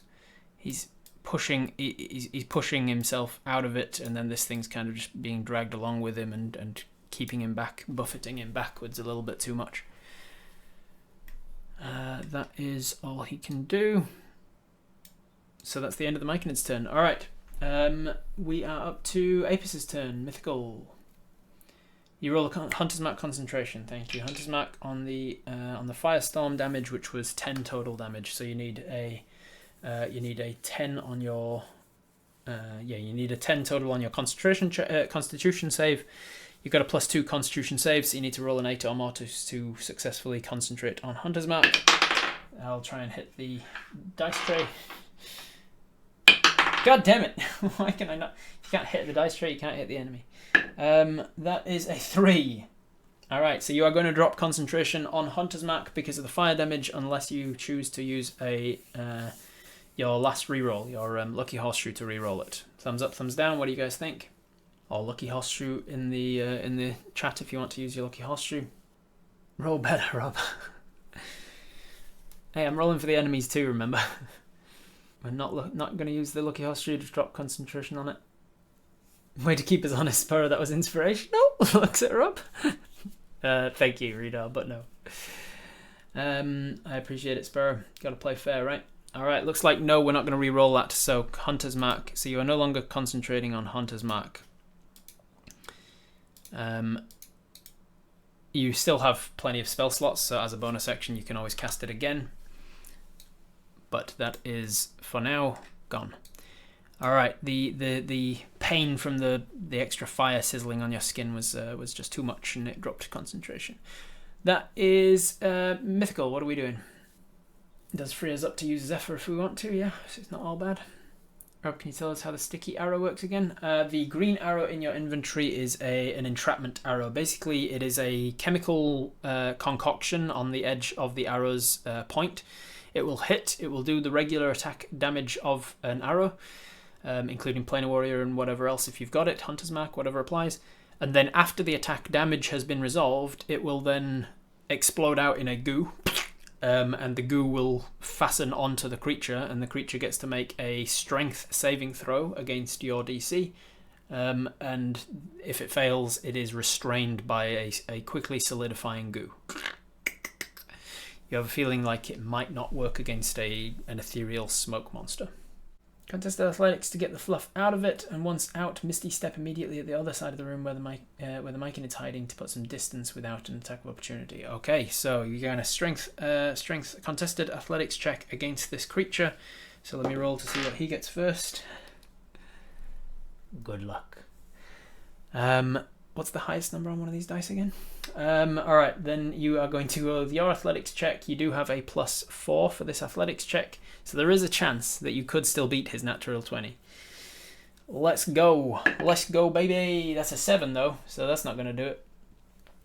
With a 7, so a total of 11 on your athletics check, do you want to use your lucky horseshoe to re-roll that against his nat 20? Nat 20 is supposed to be for us. Zephyr also gets distance and avoids attacks of opportunity and gives us better attack damage as well. Yeah, that's if you can get away. You're currently failing to get away from it because you've failed your breaking the grapple check. All right, looks like you have failed. Yeah, it's hard to beat even with a reroll. It is hard, yes. You do have a better athletics check than he does, so you could have succeeded with, like, I think an 18, 19, or 20. But that's still only a 15% chance of a success, so not a great use of your reroll unless you were feeling particularly lucky. So what do you want to do instead, Mythical? Your action was to try to break the grapple on this thing. Oh, at the start of your turn as well. This is the... Did I do the fire damage on this turn? No, I did it on the last turn. Start of your turn, this is the second turn that you have been inside of this thing. You are still holding your breath, so you're still okay for that. But the damage, the heat damage, just the area of effect heat damage from being inside of this thing has increased to a d6. So you take another 3 points of damage.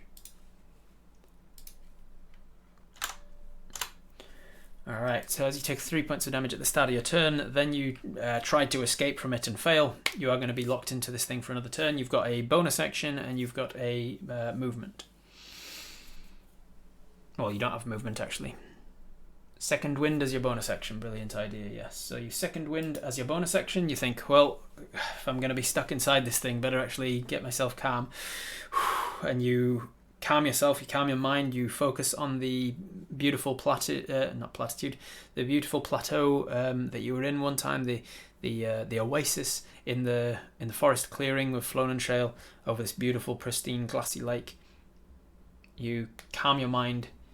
You use your second wind ability to heal a d10 plus your fighter level, which is 2. So d10 plus 2, 9. Nice. 2 onto that, so 11 points of damage healed. Takes you to 67.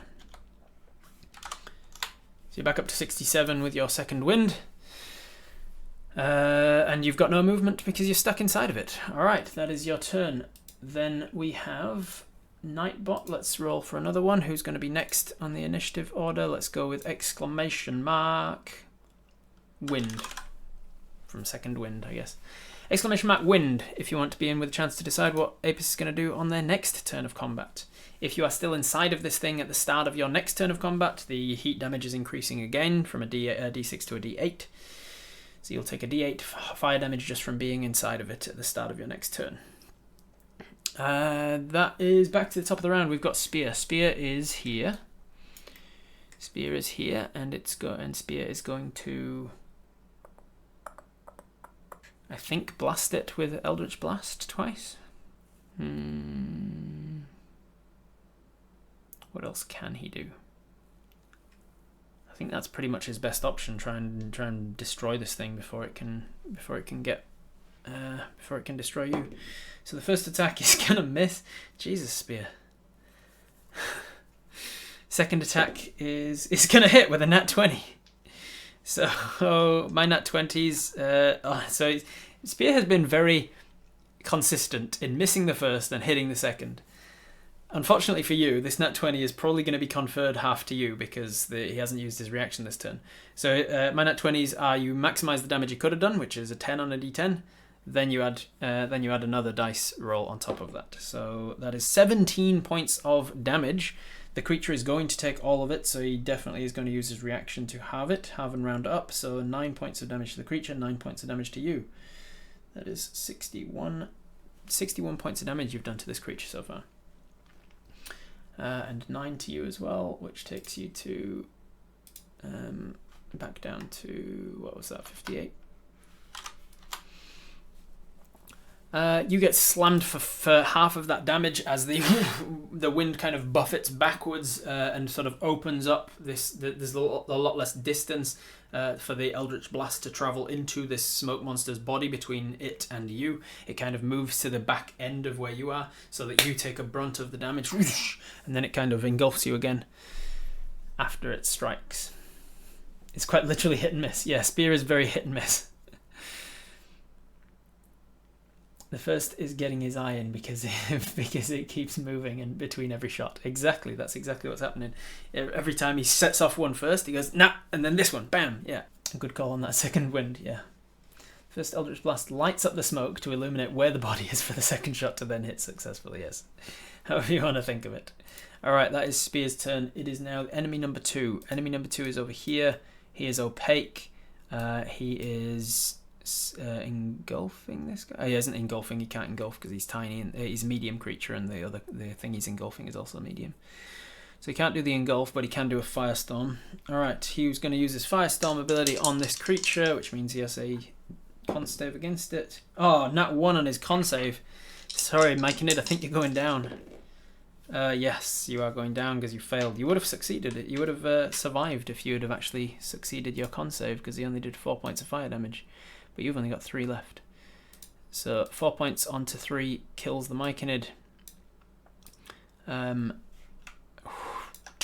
the Myconid falls to the ground, and a burning mushroom smell hits the air of the surrounding. He's currently blocking line of sight to all other creatures, so is he going to... Let's see. This guy was successfully hiding with his stealth check that hasn't changed yet, so he doesn't know that he's there. It would make no sense for him to go for him. He can see Spir, though. So 5, 10, 15, 20, 25, 30. He can actually get to Spir and engulf. Come on, up and over, please. He's going to get down to Spir. Or just hover above him, I guess. That's stupid. Come on. Into his space, thank you. He's going to get to, not engulf, but he's going to surround Spir with his opaque abilities. That means Spir is now blinded as well. Still has tremor sense like you do, but he can't use his eyes for things now. The small one, if you were able to see, you would be able to tell that he is not leaving behind the scorched earth sort of thing. You can't overcook mushrooms, apparently, so says science. Is that right? I feel like you probably, I feel like culinarily, surely you can. Surely you can burn them. Surely you can make them not as nice after you've applied them. Maybe, I don't know. I don't know enough about cooking. Mushrooms have not been spectacular in battle, if I'm honest. They've taken a lot of focus and flak away from you, though, which is always handy. Also, they're Myconids. They're not really designed for fighting. They're lovers, not fighters, as it were. They're peaceful and mostly pacifists, hence the pacifying spores. Okay, that is the little guy's turn. It is now the big guy's turn. Big guy is now still engulfing you. He's used his smoke rings. He doesn't necessarily want to move anywhere, unless he does.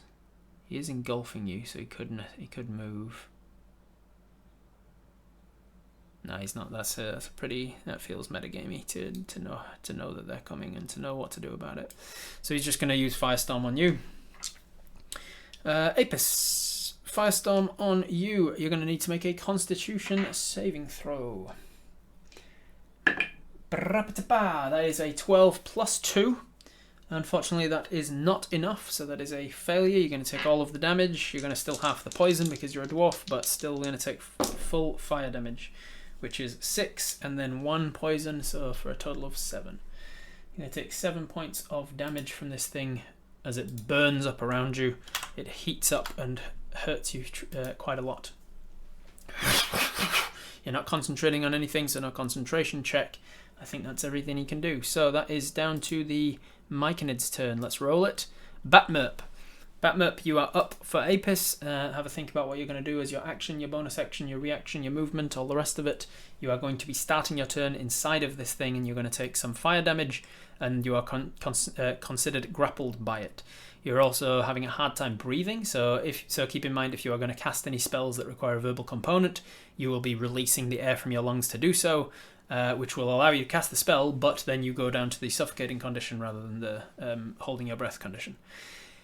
In the meantime, it is the Myconids' turns, which is basically just these guys now, because this guy's going to continue to take the dodge action, because he's on 1 hit point left.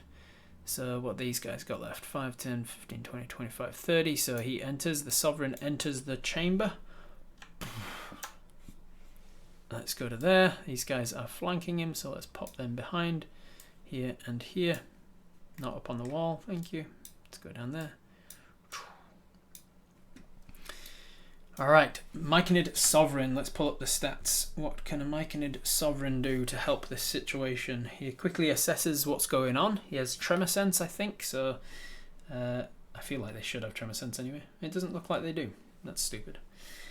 They're literally rooted down into the ground, so I feel like they should have Tremor Sense, but they, whatever. I'm going to say that they do. What can you do? Multi-attack Hallucination Spores. Could try that. Poison this creature. Probably not a good idea. Incapacitate it if it is poisoned.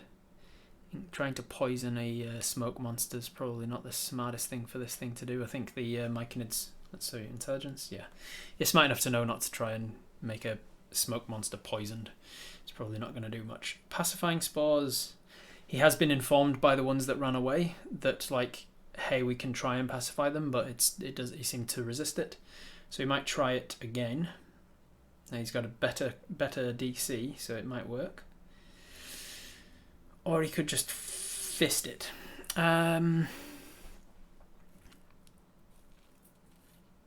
Is he gonna fist it? Okay, yeah. Pacifying Spores and then make one fist attack. That's what he's going to try and do. He's going to try and see if he can pacify this thing first, stun it. He's going to move in, and first thing, his reaction when encountering dangerous hostiles within this cave system is to try and pacify them. Pacifying Spores are released. One creature it can see within 5 feet of it must succeed in a con save. Con save from the Smokemonster, please. Ooh, that's pretty good. Yeah, that's too good. Damn it. I only had advantage anyway because he's a smoky monster. So he tries to pacify it, and then his arm gets torn out of the trunk of his body and whoosh, comes in with a big haymaker. Try and smack this thing. An attack roll. Ooh, nice. Good attack. That is going to be a 22 to hit, which is definitely going to hit. And then it's doing, oh, D4s of damage. Multiples of D4. That is 3D4 plus 1 bludgeoning, which is 1, 2, and 4 is 6 plus 1, 7. 7 points of bludgeoning damage plus some poison damage. So 7 bludgeoning halved, rounded up to 4, so it's not going to use its reaction unless the poison is a lot. And the poison damage, I believe is it immune to poison or is it resistant to? Immune to poison. Alright. So the poison is not going to do much, the bludgeoning is going to do all of it. So it's going to take 7 points. It's going to halve it anyway because it's only bludgeoning damage, which is 4 points of damage, and 4 is less than the threshold at which it usually does its transferability. So it's going to hold on to its reaction for now as the Myconid takes a swing and hits it a little bit. That is that Myconid's turn. Then these Myconids are going to come in. Intelligence save for the Myconid to see if he's smart enough to not walk across that fire. He is not with a 5. So he's going to walk in behind this thing. And as soon as he steps on it, he's going to take... Oops, shit, I almost dropped my dice. 3 points of fire damage. And he realizes, oh shit, this is dangerous terrain. But now he's in melee with it, so he's going to take an attack at it as well. Alright, here we go. Fist it. That is going to hit.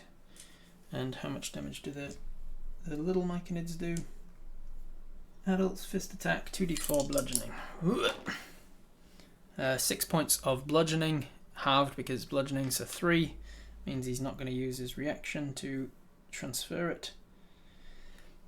But he's not looking good. He's definitely sticking around, but not looking good yet. I wonder if there's another dangerous target. Would it change targets if we drop prone and played dead? Maybe. Are we allowed to drop if we're considered grappled? You can just let your legs give way and drop to the ground. Sure, I'll allow that. Then this guy is going to move in as well. He's moving in behind the guy. He takes the damage, which immediately alerts them all with distressing spores that like there's damage here, so he can't get into him unless he's willing to take some damage. They can't earth glide. They can't really jump too well. What's his options here? Take the damage, highs or lows. Yes, he's gonna take that. He's just gonna be like, ah, fuck it, we'll check it. So boom, boom. That's 2 squares of damage, which means 2d4. Which means he's, oh, thankfully for him, that's just a 1 and a 1. So he's gonna take 2 points of damage to get into contact with him, and then once he's in base contact, he's going to punch him, fist him. Ah, he's gonna miss though. Swing and a miss. Alright, that is the Myconids going to try and take this guy down. Try and swing and a miss. How long do we have until we really need to breathe? You're fine because this time he didn't get the drop on you, because you saw him coming towards you, you were able to take a breath, which means you can last for a number of minutes equal to your constitution modifier, which is 2. So you can last 2 minutes, which is 12 rounds of combat. No. 20 rounds of combat, and it has been like 3, so you're fine without needing to breathe for a while yet, but you do need to be aware that if you use your breath for anything, if you call out, or if you say the verbal component of a spell, then you've used your breath. Alright, that is, I believe, all of the Myconids' turn. It is now your guys' turn. Who did we roll? It was Batmerp. Batmerp, what are we doing on your turn? You start your turn in its space. It's now the 3rd round in a row that you have been within its space, so the heat is getting quite extreme within it. We rolled max as well, so you take 8 points of damage at the start of your turn. 8 off of 51 takes you to 43. You're not looking bloodied yet, because 43 of 74 is still more than half. Planar Warrior, to try and get it to think it needs to use its transferability, and loosens grip, trying to redirect our attack it thinks is coming, and then use the distraction to try and break the grapple and run the direction that the Sovereign came with our movement. That's pretty smart, Batmerp. Not usually how that works, but I think it's creative and I like it. So you Planar Warrior, use a bonus action to summon the extra damage. This thing is going to try and stop you, try and redirect your attack. So it is going to drop its grip on you a little bit, which gives it disadvantage on its athletics check. So I will roll its athletics check at disadvantage, see what you've got to beat. Ooh, that was good, because one of them was a 17, but the lower one was less. So I have the number in mind that you have to beat. Athletics check, here we go. That is a 7. 7 plus your athletics is 11. Is 11 enough? You don't know. Do you want to use your Lucky Horseshoe to re-roll it before I let you know whether or not that's enough? A couple people saying Lucky Horseshoe, but it's Batmerp's turn. What are you doing, Batmerp? Look, Horseshoe or not? Batmerp says Horseshoe. Alright, Horseshoe it is. Let's re-roll, which is good because that was a failure. 17. 17 is much better. 17 plus 4 is 21. 21 beats the 15 that you needed to get out of this thing. Well, you needed 16 because it rolled a 15. So 21 beats 16. You managed to get out of this thing. You've Planar Warriored, then that was your action to do so. You are going to use your movement to leave its melee range. It is going to take a strike out at you with its reaction, since it does not have anybody inside of it anymore. It can't use its engulf. It can't use its redirect pain. So it might as well use its reaction on an attack instead. So you managed to get out of there, and with a 16 on the dice plus its modifier is going to be enough to hit. So it is going to hit you for 8 points of smoke and fire damage. 8 points of damage as you run. Oh, wait. Oh no, you've taken damage. So your cloak disappears. Hey, that's the good thing for me about you taking damage at the start of each of your turns, being inside of it. It means that you take damage from, and so your cloak of, your displacer cloak disappears right as it comes back. It disappears, it comes back at the start of your turn, you take damage at the start of your turn, it disappears again. That's good, because I've been forgetting it. So 8 points of damage is what I was doing. So 43 minus 8 is 35. So you're down to 35 hit points, which is now below half your health. So Apis, you are now looking bloodied.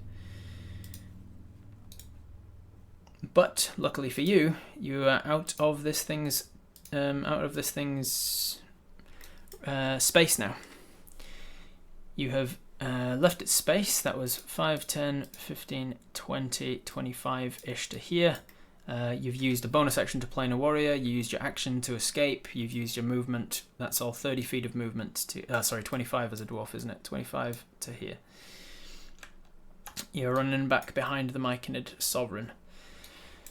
Okay, cool. That was a good turn. Well done. You are out of the creature now. All right. Attack of opportunity on you. That was its turn. That's Apis's whole thing. All right. So then let's go to Tailspire then. This is quite a few rounds that this fight's been going. I'm impressed. Let's go to, I don't know, exclamation mark Apis in the chat. Exclamation mark Apis in the chat if you want to be in with a chance to decide what Apis is going to do on the next turn of combat. You are down to 35 hit points out of a total of 74, so you are now considered bloodied.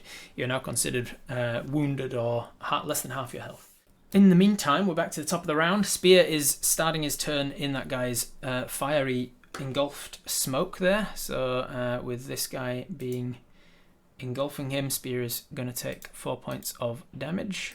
Spir hasn't taken any damage yet. So he's at 4 points of damage taken. Then Spir is going to, let's see. Spir doesn't really need to get out of there. He's just going to use Eldritch Blast from his ring and just try and blast his way out of this thing. Yeah, Spear's going to blast this thing. He does, I mean, he's considered blinded, which technically gives him disadvantage on attacks, but he's also just, he's surrounded by this thing, so I'm going to, again, just cancel out the disadvantage here.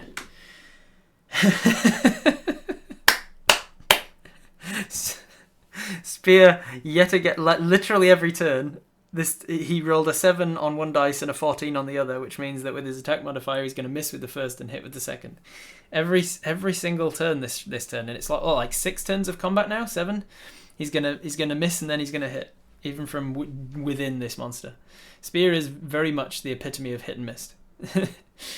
All right, the one that it hits with is 3 points of damage.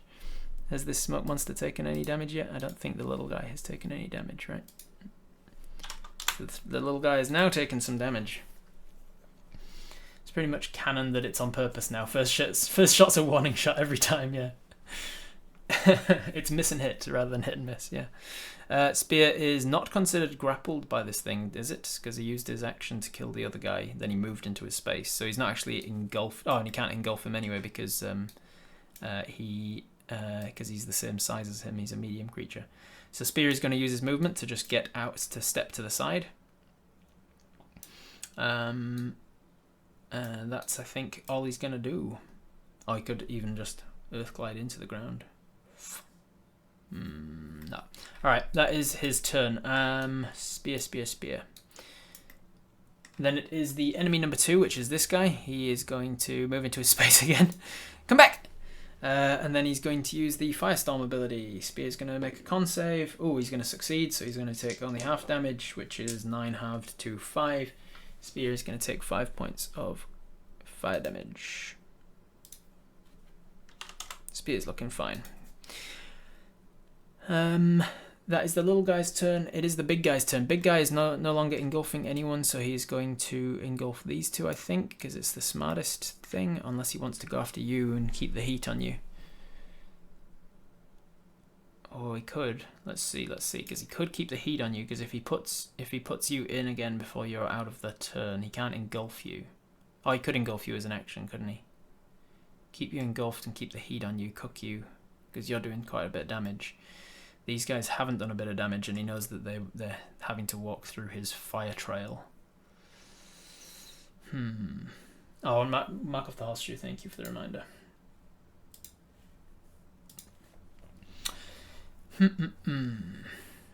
Every single blast first lights up the smoke so you can aim the second one correctly. Yeah. Spear's got to be pretty smart. Cookie tactics like that make perfect sense. At least Spear is useful in clearing out the rocks and dirt. Hasn't been as helpful in a fight so far. Does he want to overcook you, keep the heat on you, or does he go for these guys who aren't as damaged yet? He knows that you can do quite a bit of damage. Odds and evens. Odds he goes for you, evens he stays with these guys. Odds it is, that is 7, he's going for you. So he's going to move through their space. He's going to move over to there, which gets 2 attacks of opportunity. Actually, can he get all 3 of you in? He's pushing it a bit. He's going to have to go here. He can't engulf the Myconid Sovereign because he's large. So he's going to just block the Myconid Sovereign's space and blind him, which won't really make a difference. Which also means that he's going to leave behind more smoky trail. So I'm just going to go there. So he's going to leave that all smoky. He's going to move over this direction and smoky this up as well. And I'm going to say that after this many rounds, I haven't really been counting, but this fire trail's probably gone away now. The initial fire trail's probably gone by now. The smoke ring's still there though. Nobody stepped into that. Alright, so he is going to use his movement to get into your space, incurring 2 attacks of opportunity from the Myconids, which will, I think, both miss. Let's see. Myconid adults. Yeah, unfortunately that is a 13 on the highest dice, so they're both going to miss with their attacks, which is partly why he didn't really see them as a threat. They're not as dangerous as you are, it seems. And move into your space, and then he's going to have to use his action to try and engulf you, meaning he's going to try and actually grapple you again. So this is just an attack roll from him, and he's got a 21 total, so he has managed to engulf you again. You just get out of him. He managed to replenish your breath, so you're back up to 2 minutes of breath holding, but you are now still within him, and you weren't out of him for an entire round, so your dice is still sitting at a d8, which means that at the start of your turn it'll be up to a d10 damage. Should we like flash dance ourselves with our water? Cool yourself down a bit, yeah. I was hoping we could hear him coming. What, the Smokemonster? It doesn't make a lot of noise.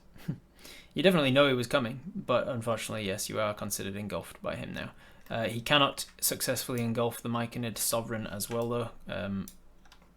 I can't put him down there, damn it. He can't successfully engulf the Myconid Sovereign because he's too big for that, so he's just going to engulf you instead. He's still in the Myconid Sovereign's space, though, for the sake of the damage that happens at the start of their turns and stuff. Alright, that is the bad guy number 1. His action was to engulf you, so that is over to the Myconid's turn, and at the start of the Myconid's turn we roll to see who's doing Apis.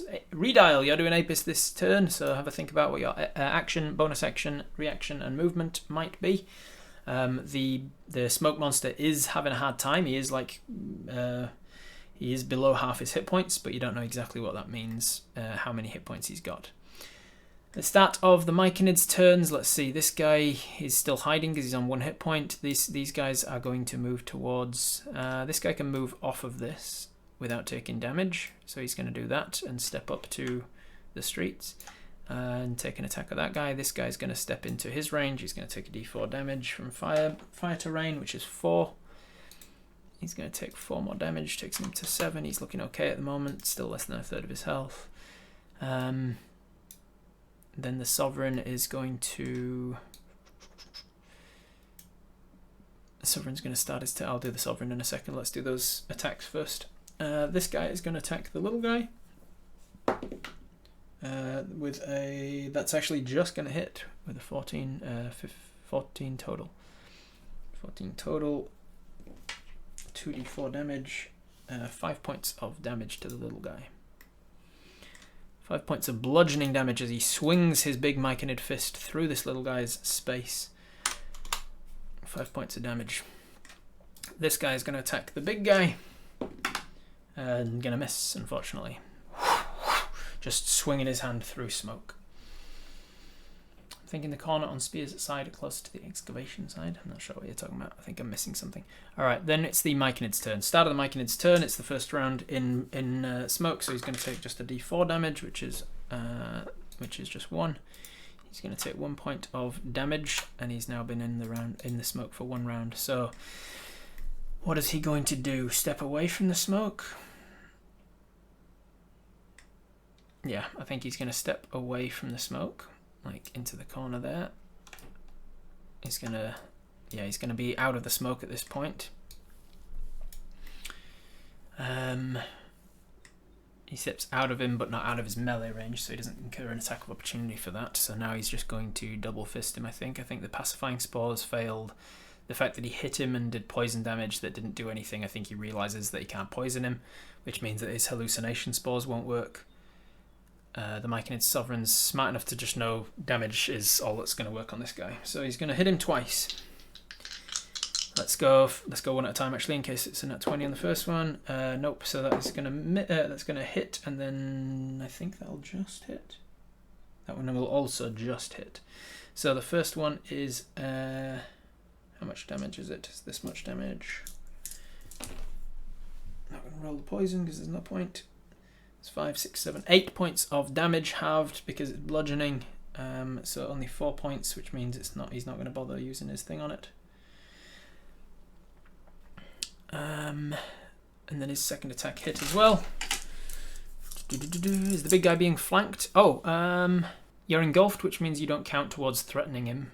He is not considered flanked or surrounding yet. No, you'd need one more Myconid on him for that. 1, 2, 3, all ones. Jeez, so 3 points, so 4 points of damage halved because it's bludgeoning. 2 points of damage to him.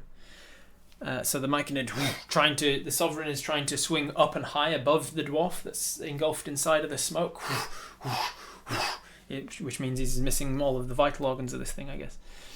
That is the Myconid Sovereign's turn, which means I think that's all of the Myconid's turns, which means Apis, it is now your turn. Who did we roll again? It was Redile, wasn't it? Redile, what are you up to? Use unarmed strikes with planar on the second one again. If that releases us, then move out of its range. Okay, so first attack is... so at the start of your turn, you're going to take a d10 points of fire damage because you are now inside of this thing.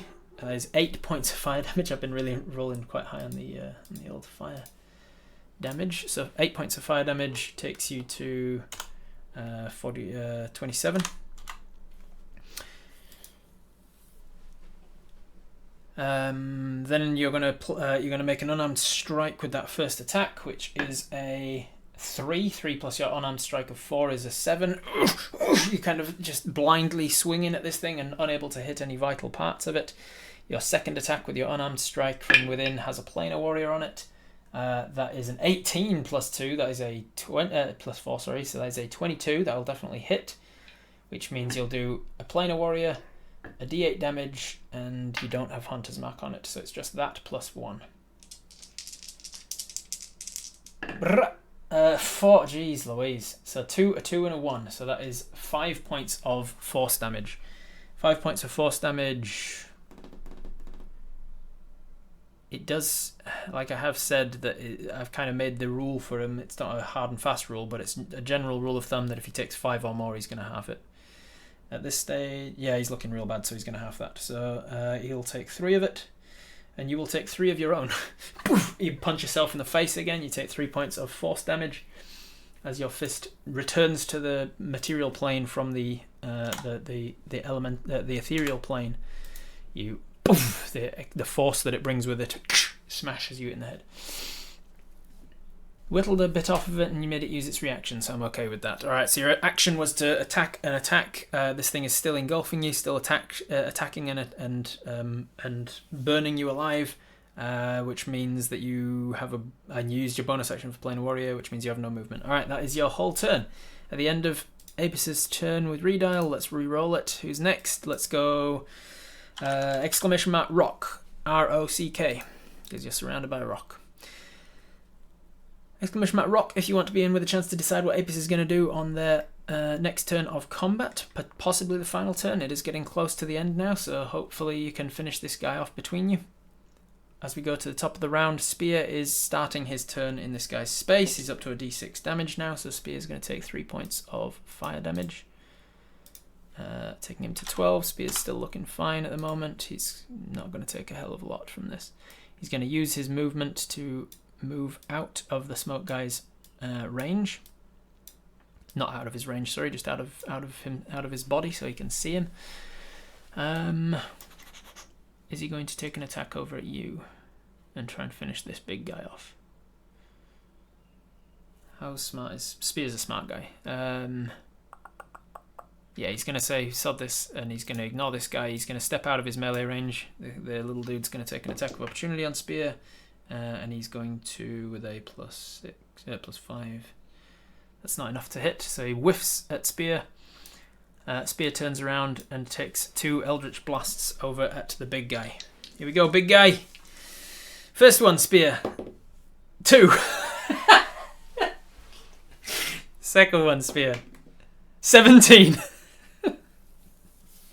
I'm not even making this up. This is amazing. This is amazing. I love this. I hope this stays for Spir all the time. His first Eldritch Blast is like a warm-up. Every single time, the first of his Eldritch Blasts is a warm-up blast. Lighting up the room so that he can see better for his second one. You just can't make this shit up. That's amazing.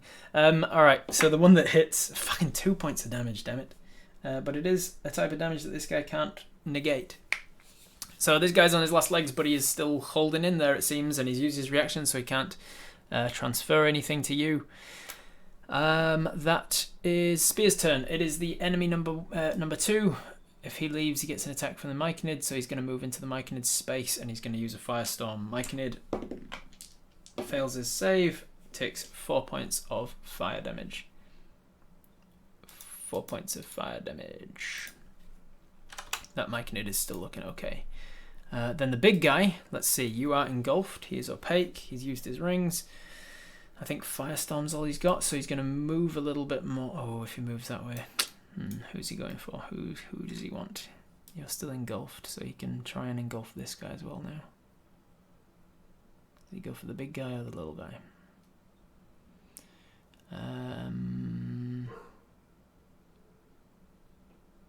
Big guy's trapped in a corner now, so if he moves out, he'll have to take some damage. No, he'll go for the little one, I think. So he just moves just to position himself so that now this guy's in the smoke as well. You are still engulfed though. So he's going to do a Firestorm on you. Makes sense. He's kind of out of a bag of tricks now, which means that you will have a Constitution saving throw. 19, that is a success. So you will take half of the fire and then a quarter of the poison. Because you're dwarven resistance. So let's add that up. 7 halved is 4. And then 2 quartered is half, which rounds up to 1. So you are going to take 4 and then 1. So 5 points of combined damage. We're sub 20, everybody. We're down to sub 20 damage, and you're going to be up to a D12 fire damage at the start of your turn if you're still in his combat by then. It is his turn, so he's used his action to do that, which means he's got his reaction back now. I think that's all he can do. It is now the Myconid's turn, so let's roll Apis, who is up. Exclamation mark rock, did nobody enter? Did we not get any? I think everybody who entered had already entered, so it was... You are all ineligible, it seems. So we will have to reset eligibility. Nobody else wanted a turn at handling Apis. Nobody that's already been. Nobody that's not already been. This is your last chance to enter exclamation mark rock. You will be in with it. Is that you, Wraith? Wraith, look at that, crazy. Wraith has won the giveaway. All right, Wraith, you are up. What do you want to do for Apis's action, bonus action, and reaction? Have a think about that as we deal with the Myconids. Alright, for a start, this Myconid over here is going to take a d4 fire damage from starting in that guy's terrain, which is a point of damage to him. He's still looking okay. He's less than a third of his damage gone. This Myconid over here is starting in his terrain, and he's up to 4 points of fire damage, which is 11. He's now looking wounded. He's at half health. This guy is not in his terrain, and this guy is still just kind of hiding out. This guy could now actually, because he's hiding, he could actually get an advantage on an attack. And they don't really have self-preservation as much as others do. As long as somebody in the colony survives, they're fine. So as long as the sovereign is here to survive, he's going to walk forward and take an attack with advantage because he's hidden. All right, with advantage. Come on, save yourself. Actually, let's go with, because that could be a pretty cool way to end this guy. So let's do him last. Let's do this guy first. He is going to move out of his range, out of his attack anyway, and make an attack. That is going to hit just. And it's going to be this halved, which is 5 halved to 3. This guy takes 3 more points of fire damage.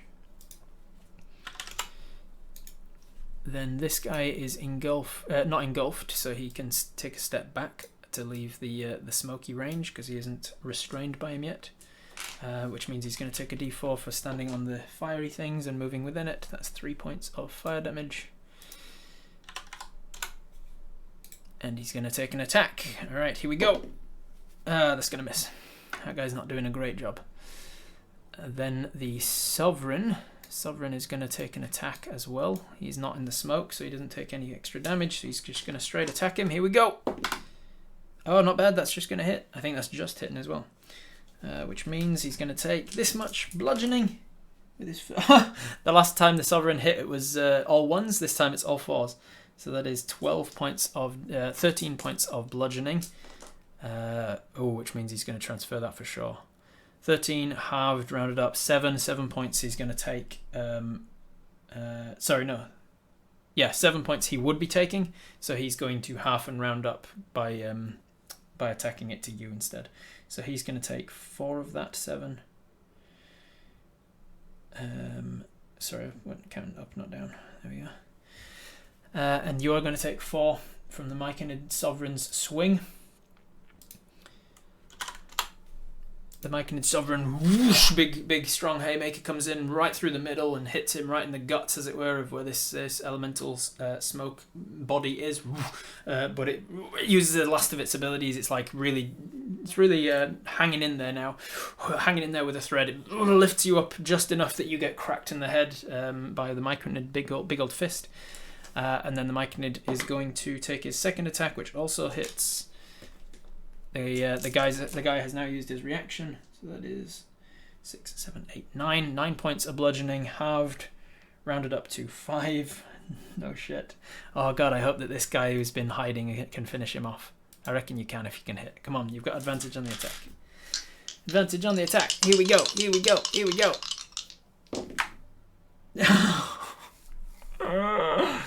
Come on! Oh, that would have been so cool. With advantage on the attack, he got a 5 and a 7. So this little Myconid's like, haha! I'm gonna save the day. He steps out. He only needed to do a couple of points of damage to this thing to kill it. And he's been hiding for 3 rounds. And he steps out. Ah, shit! It's made of smoke. All right, that is the Myconid's turn. Rob, roll better. He's nervous. Yeah. All right, then it is Apis' turn. Apis, you are starting your combat in this guy's sphere of influence, which means we're up to a D12 fire damage that you're going to be taking now at the start of your turn, which luckily for you is only a 4. So you're going to take 4 points of fire damage at the start of your turn. And then Wraith, what are you up to? You're down to 11 hit points left. You are starting to really feel the heat of this guy being all up in your grill this whole time. Movement, none. Action number 1, punch. Bonus action, planar action 2, punch. If I get to it, lol. Aim for smoke elemental junk if possible. Smoke elemental junk. Alright, first action. Punch. Punching up from within. No advantage, no disadvantage. You are blinded, so you should have disadvantage, but you're also inside it, so no disadvantage. There we are. That was a nat 1 on the first attack. Nat 1 on the first attack. Usually, with a nat 1, I say if anybody is within melee range and possible to take that damage, they can take that damage. You are right up against the Myconid Sovereign and this little guy with 1 hit point. So I'm going to roll odds and evens. Odds, it's this little dude. Evens, it's this big dude. If you go odds and it's the little dude, you are possibly going to punch your Myconid friend to death after he steps forward finally, trying to save the day. All right, odds or evens. I'm going to roll it in the tray so I'm not taking the piss. Let's do it with a d6 because they're nice and easy to read. Odds. All right. So you are swinging wide with your fist. Hurrah! You make a fist attack. You swing wide. This guy is being the target of your attack, which means he has to make a dexterity saving throw, or he takes half of the damage you would have normally done. So he can still get out of the way. It's a D10. It's a DC 10 of getting out of the way of any damage. Dexterity saving throw. Hurrah! That is an 8, and the Myconid adult has a 0 dexterity, which means that he takes half of the damage of your attack. So, Apis, I want you to roll half of the damage that you would have been attacking with, which is this +1, which is 7 points of damage. 7 points of bludgeoning damage, halved and rounded up is 8, and you punch this guy to death. I hope you're happy, Apis. I'm even gonna leave him on the battlefield. I'm gonna leave him on the battlefield, knocked down and dead, just to show that you fucked up your friend with a nat 1 attack. He was hiding for 3 rounds, and then eventually he steps forward, takes 2 swinging attacks with his advantage missing, and goes, ah, crap. And then you, from within the smoke, take a big swinging punch, swing through the smoke, and punch this guy in the face, and knock him the fuck out. All right. That is your first action.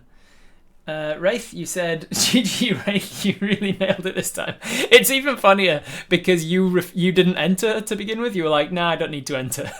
And then you were like talked into entering and deciding to play for Apis.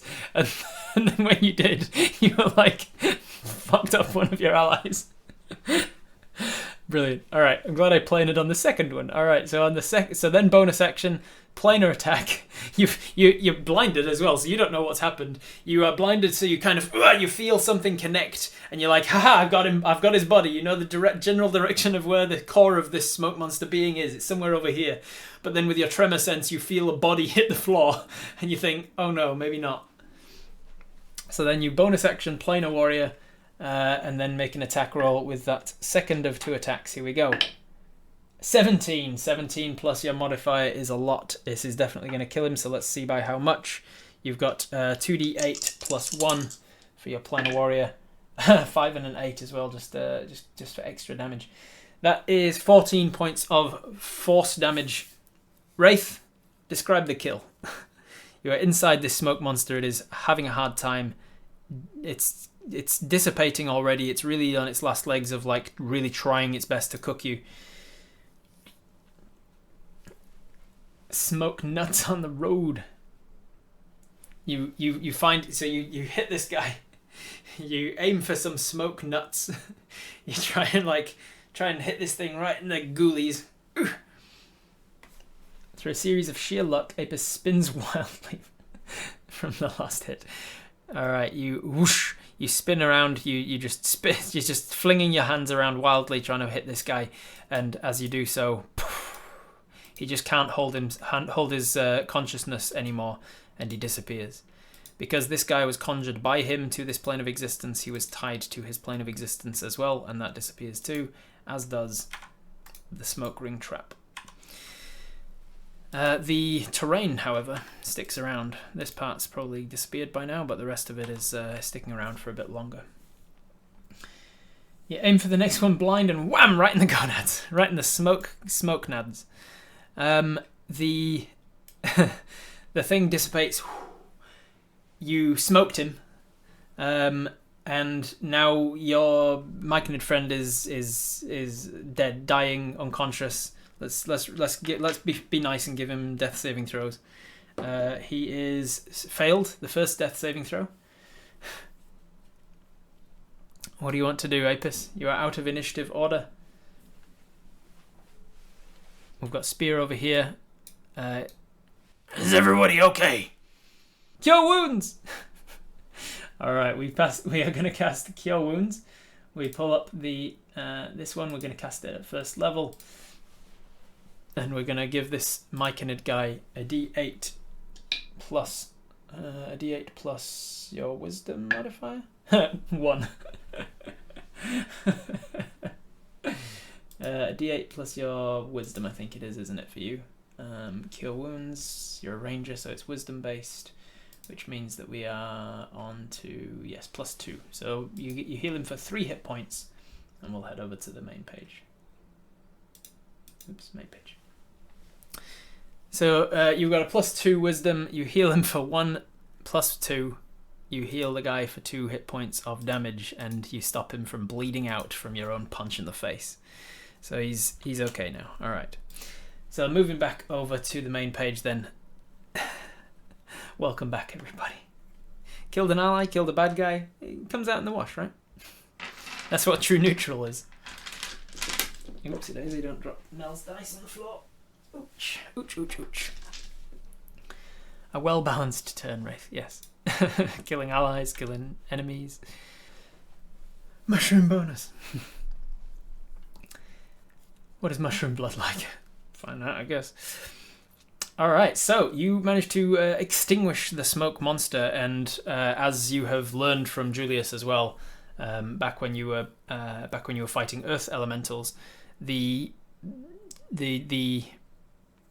barriers between the elemental planes and the material plane are a little bit weak, and so as you get closer to securing some of them, like you've now secured the water elemental and the earth elemental, it's kind of like putting your thumb over a hose pipe. The flow is still the same, but now it's restricted, so it gets stronger. So the occurrences of both air and fire elementals are going to start potentially increasing as you get closer to fixing these things. First thing we do is apologize. I'm sorry I punched you to death. You got better. Did you die? But did you die? So you don't think that there's anything about this smoke elemental that was a sign of anything other than the fact that you are getting closer to the place of this plane where the air elementals are a little weaker. The air barriers are a little weaker, which is probably indicative of the fact that you are getting close to where the air elemental is, the air sentinel is. Yeah, I need some healing, but I'll survive. Are you alright, Spir? And Spir says, yes, I'm okay. I'm fine, just a little hot. This is an issue. But every few seconds, like the trail of blazing fire, the trailblazer, it's disappearing. So you can all just kind of wait for a few moments until the fire goes away. Nobody's having a problem. You are very much sweating. Your body temperature was raised through several rounds, one after another, of being within the fire. Your body is telling you, I'm overheating. Like, you're feeling faint. You're feeling like you're going to pass out. But you're still alive.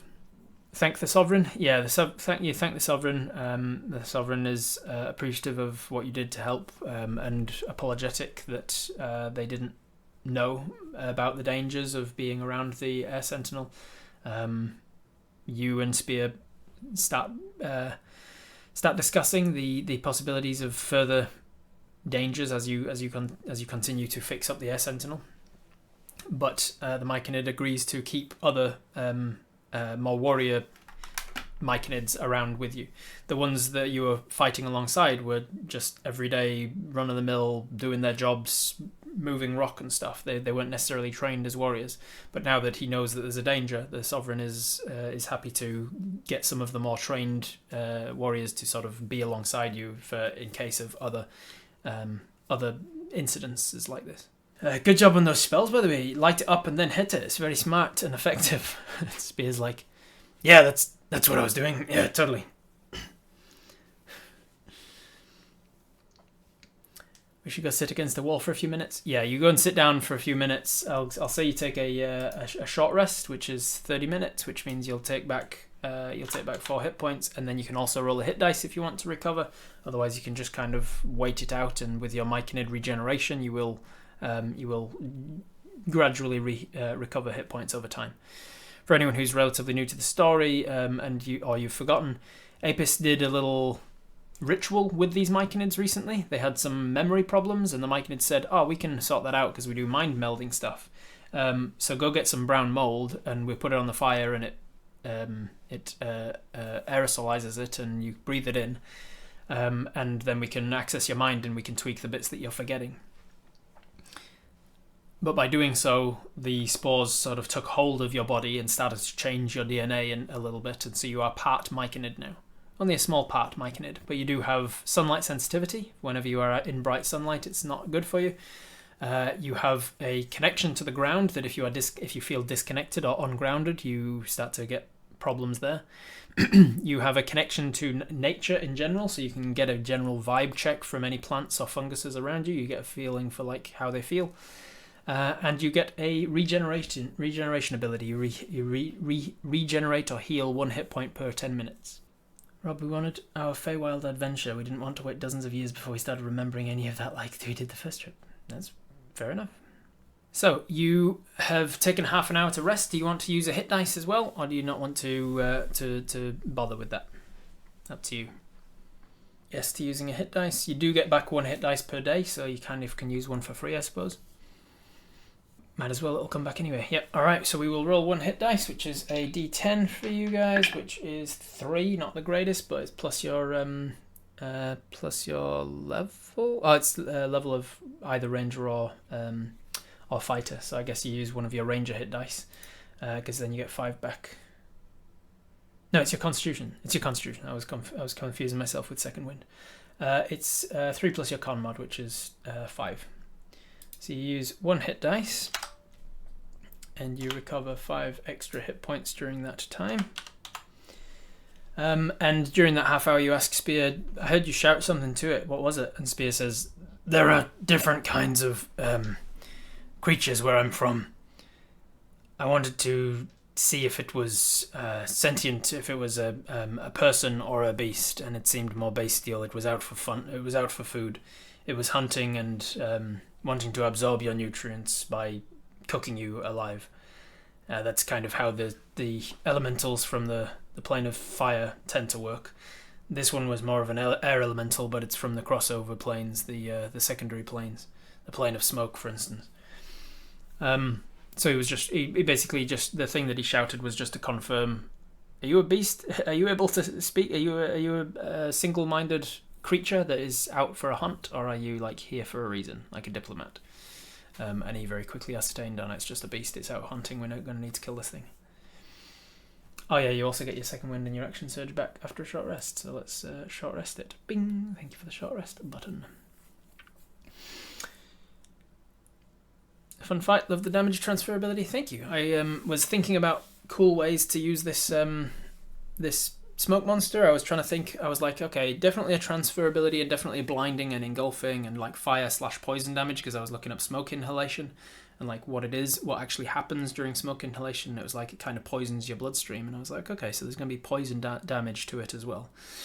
But then I reached out to a couple people, AJ Winters from Winter's Tales and Cinderblock Sally, both of whom are very good at homebrewing certain things, and I was like, I'm kind of feeling like it's a bit lackluster. Is there anything that I could add to this this creature's abilities to make it fun and cool and interesting, unique? And AJ said, oh, just the talk of a Smokemonster made me think of like the smoking caterpillar from Alice in Wonderland, blowing smoke rings. So like have the smoke rings go out and like be a trap or something. So I was like, okay, what could the smoke rings do? And I came up with the fact that if you step into the smoke ring, it conjures a smaller version of itself. But if you are smart about it and avoid them, then you can avoid conjuring extra abilities. And then Cinderblock Sally was like, oh, what about when it moves, it leaves behind like a difficult trail of fire and smoke that causes damage if you step into it and stuff. So Cinderblock gave me some ideas as well.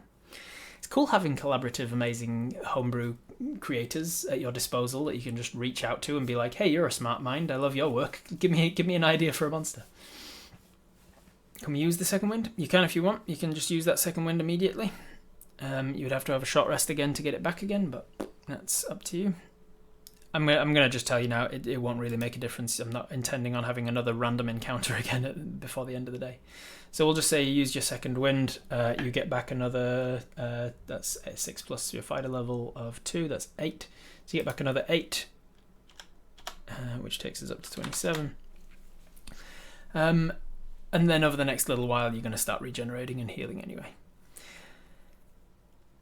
So you, over the rest of this day, you take a moment to cool down, literally, and to get yourself okay again. Like apply any salves and bandages and things to your burns. Cool yourself down with the water that you've got. The Myconids will provide you with a lot of cool water as well. Make sure that you're drinking lots of fluids.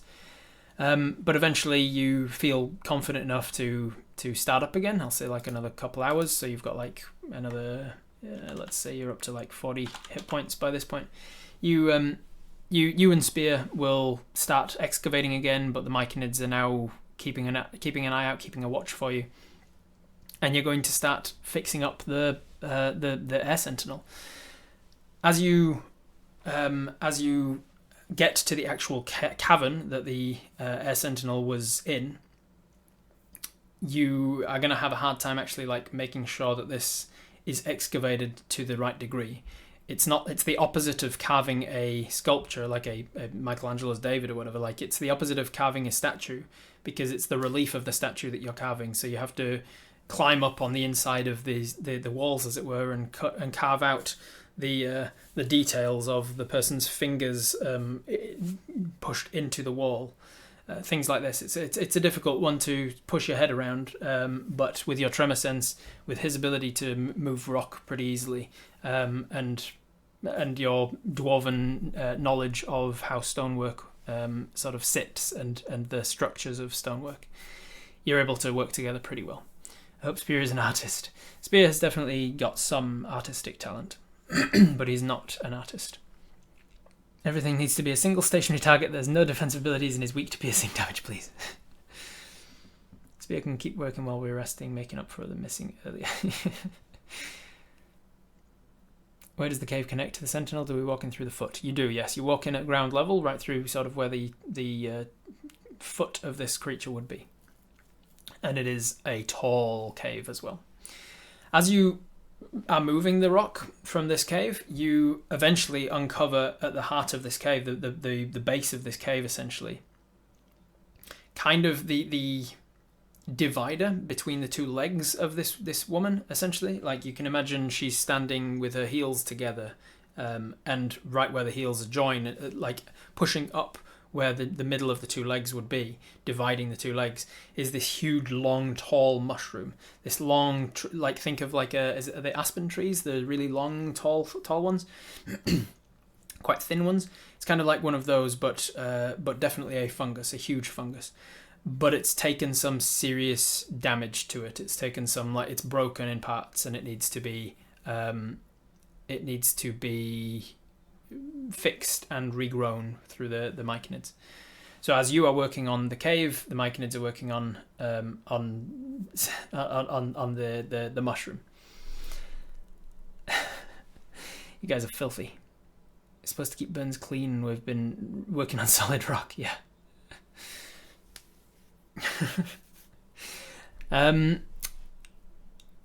Basically speaking, you're gonna take as much time as it takes to fix this thing up. So you're going to get to the end of this and have a fixed sentinel. But I'm just gonna roll you some checks to see how long that takes, how many days it takes of work, essentially. You are probably going to get attacked by some other elementals along the way, but because of your preparation for it now, because you're used to it, and the fact that you've just wasted that one, it's you're going to be better prepared for taking down any others that come out as well. So a series of 3 checks that we are going to average. There's your dice. There it is. We're going to take the average of this. So it's going to be an artistic creativity check, essentially. It's going to be an athletics check for the physical manual labor, and then it's going to be like a climbing check, which if you are proficient in climbing or like have a climber's kit or climbing speed, then that'd be applicable, but if not, it's just straight dexterity. So basically an athletics check, a dexterity check, and an artistic check, which I'm going to put as an intelligence, because that's your highest of the 3 mental stats. And you're not proficient in any particular tools that would be proficient with art. You're not a sculptor. You don't have painting tools, so nothing applies to proficiency bonus there. So we're going to roll 1 with a +3 for intelligence. We're going to aim for the tray. That is an... Oh, you need a dice cam on. So the first is an 18 + 3. That is a 21. Then your next is your climbing check, which is just a +3 from Dex, which is a nat 1. So that is a 4. So we've got a 21 and 4 for 25 total.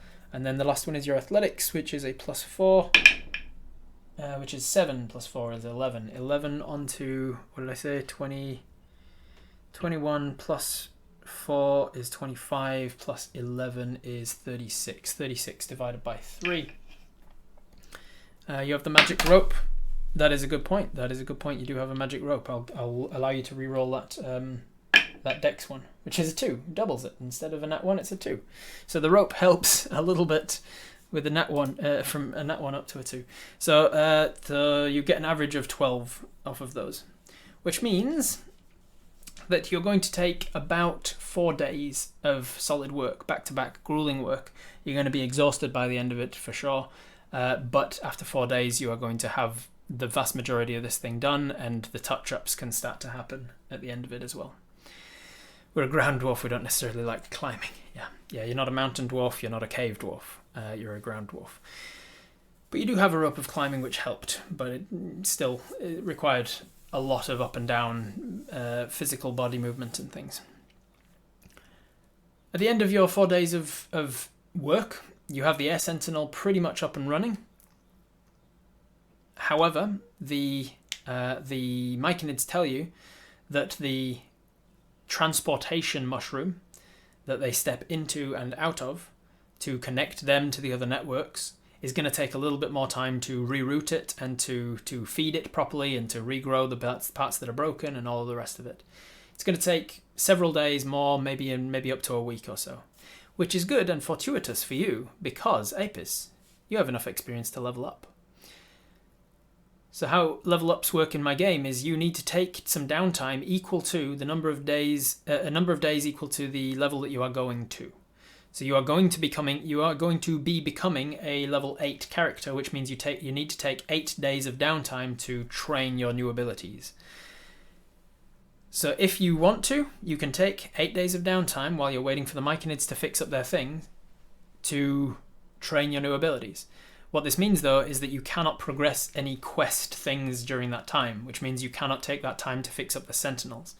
So you have a choice to make. Either you take a few days to level up to level 8, or you take those days to fix up the Fire Sentinel now that the Air Sentinel is fixed. Because if you don't do that, then the increase of fire elementals from the plane of fire is probably going to be ravaging the forest during that time. So if you take some time to fix up to level up yourself, then Julius and Seed and Spir are probably going to be dealing with fire elementals while you're training. That's up to you. If you don't do that, then you can fix up the fire elementals, but then you don't have the time to train. So it's up to you. But we are going to leave it there for today and have some time between now and the next session so that you guys can decide what you want to level up or what you want to do, whether you want to level up at all, and if you want to level up, whether you want to go into Ranger, whether you want to go another level in Fighter, or whether you want to go into a third multi-class. So I hope you enjoyed it today. I hope you are excited about the prospect of leveling up, and I will see you next time. Bye-bye. Hi there, if this is the first video you've watched of my stuff, check out more videos over here. I do D&D related content all the time.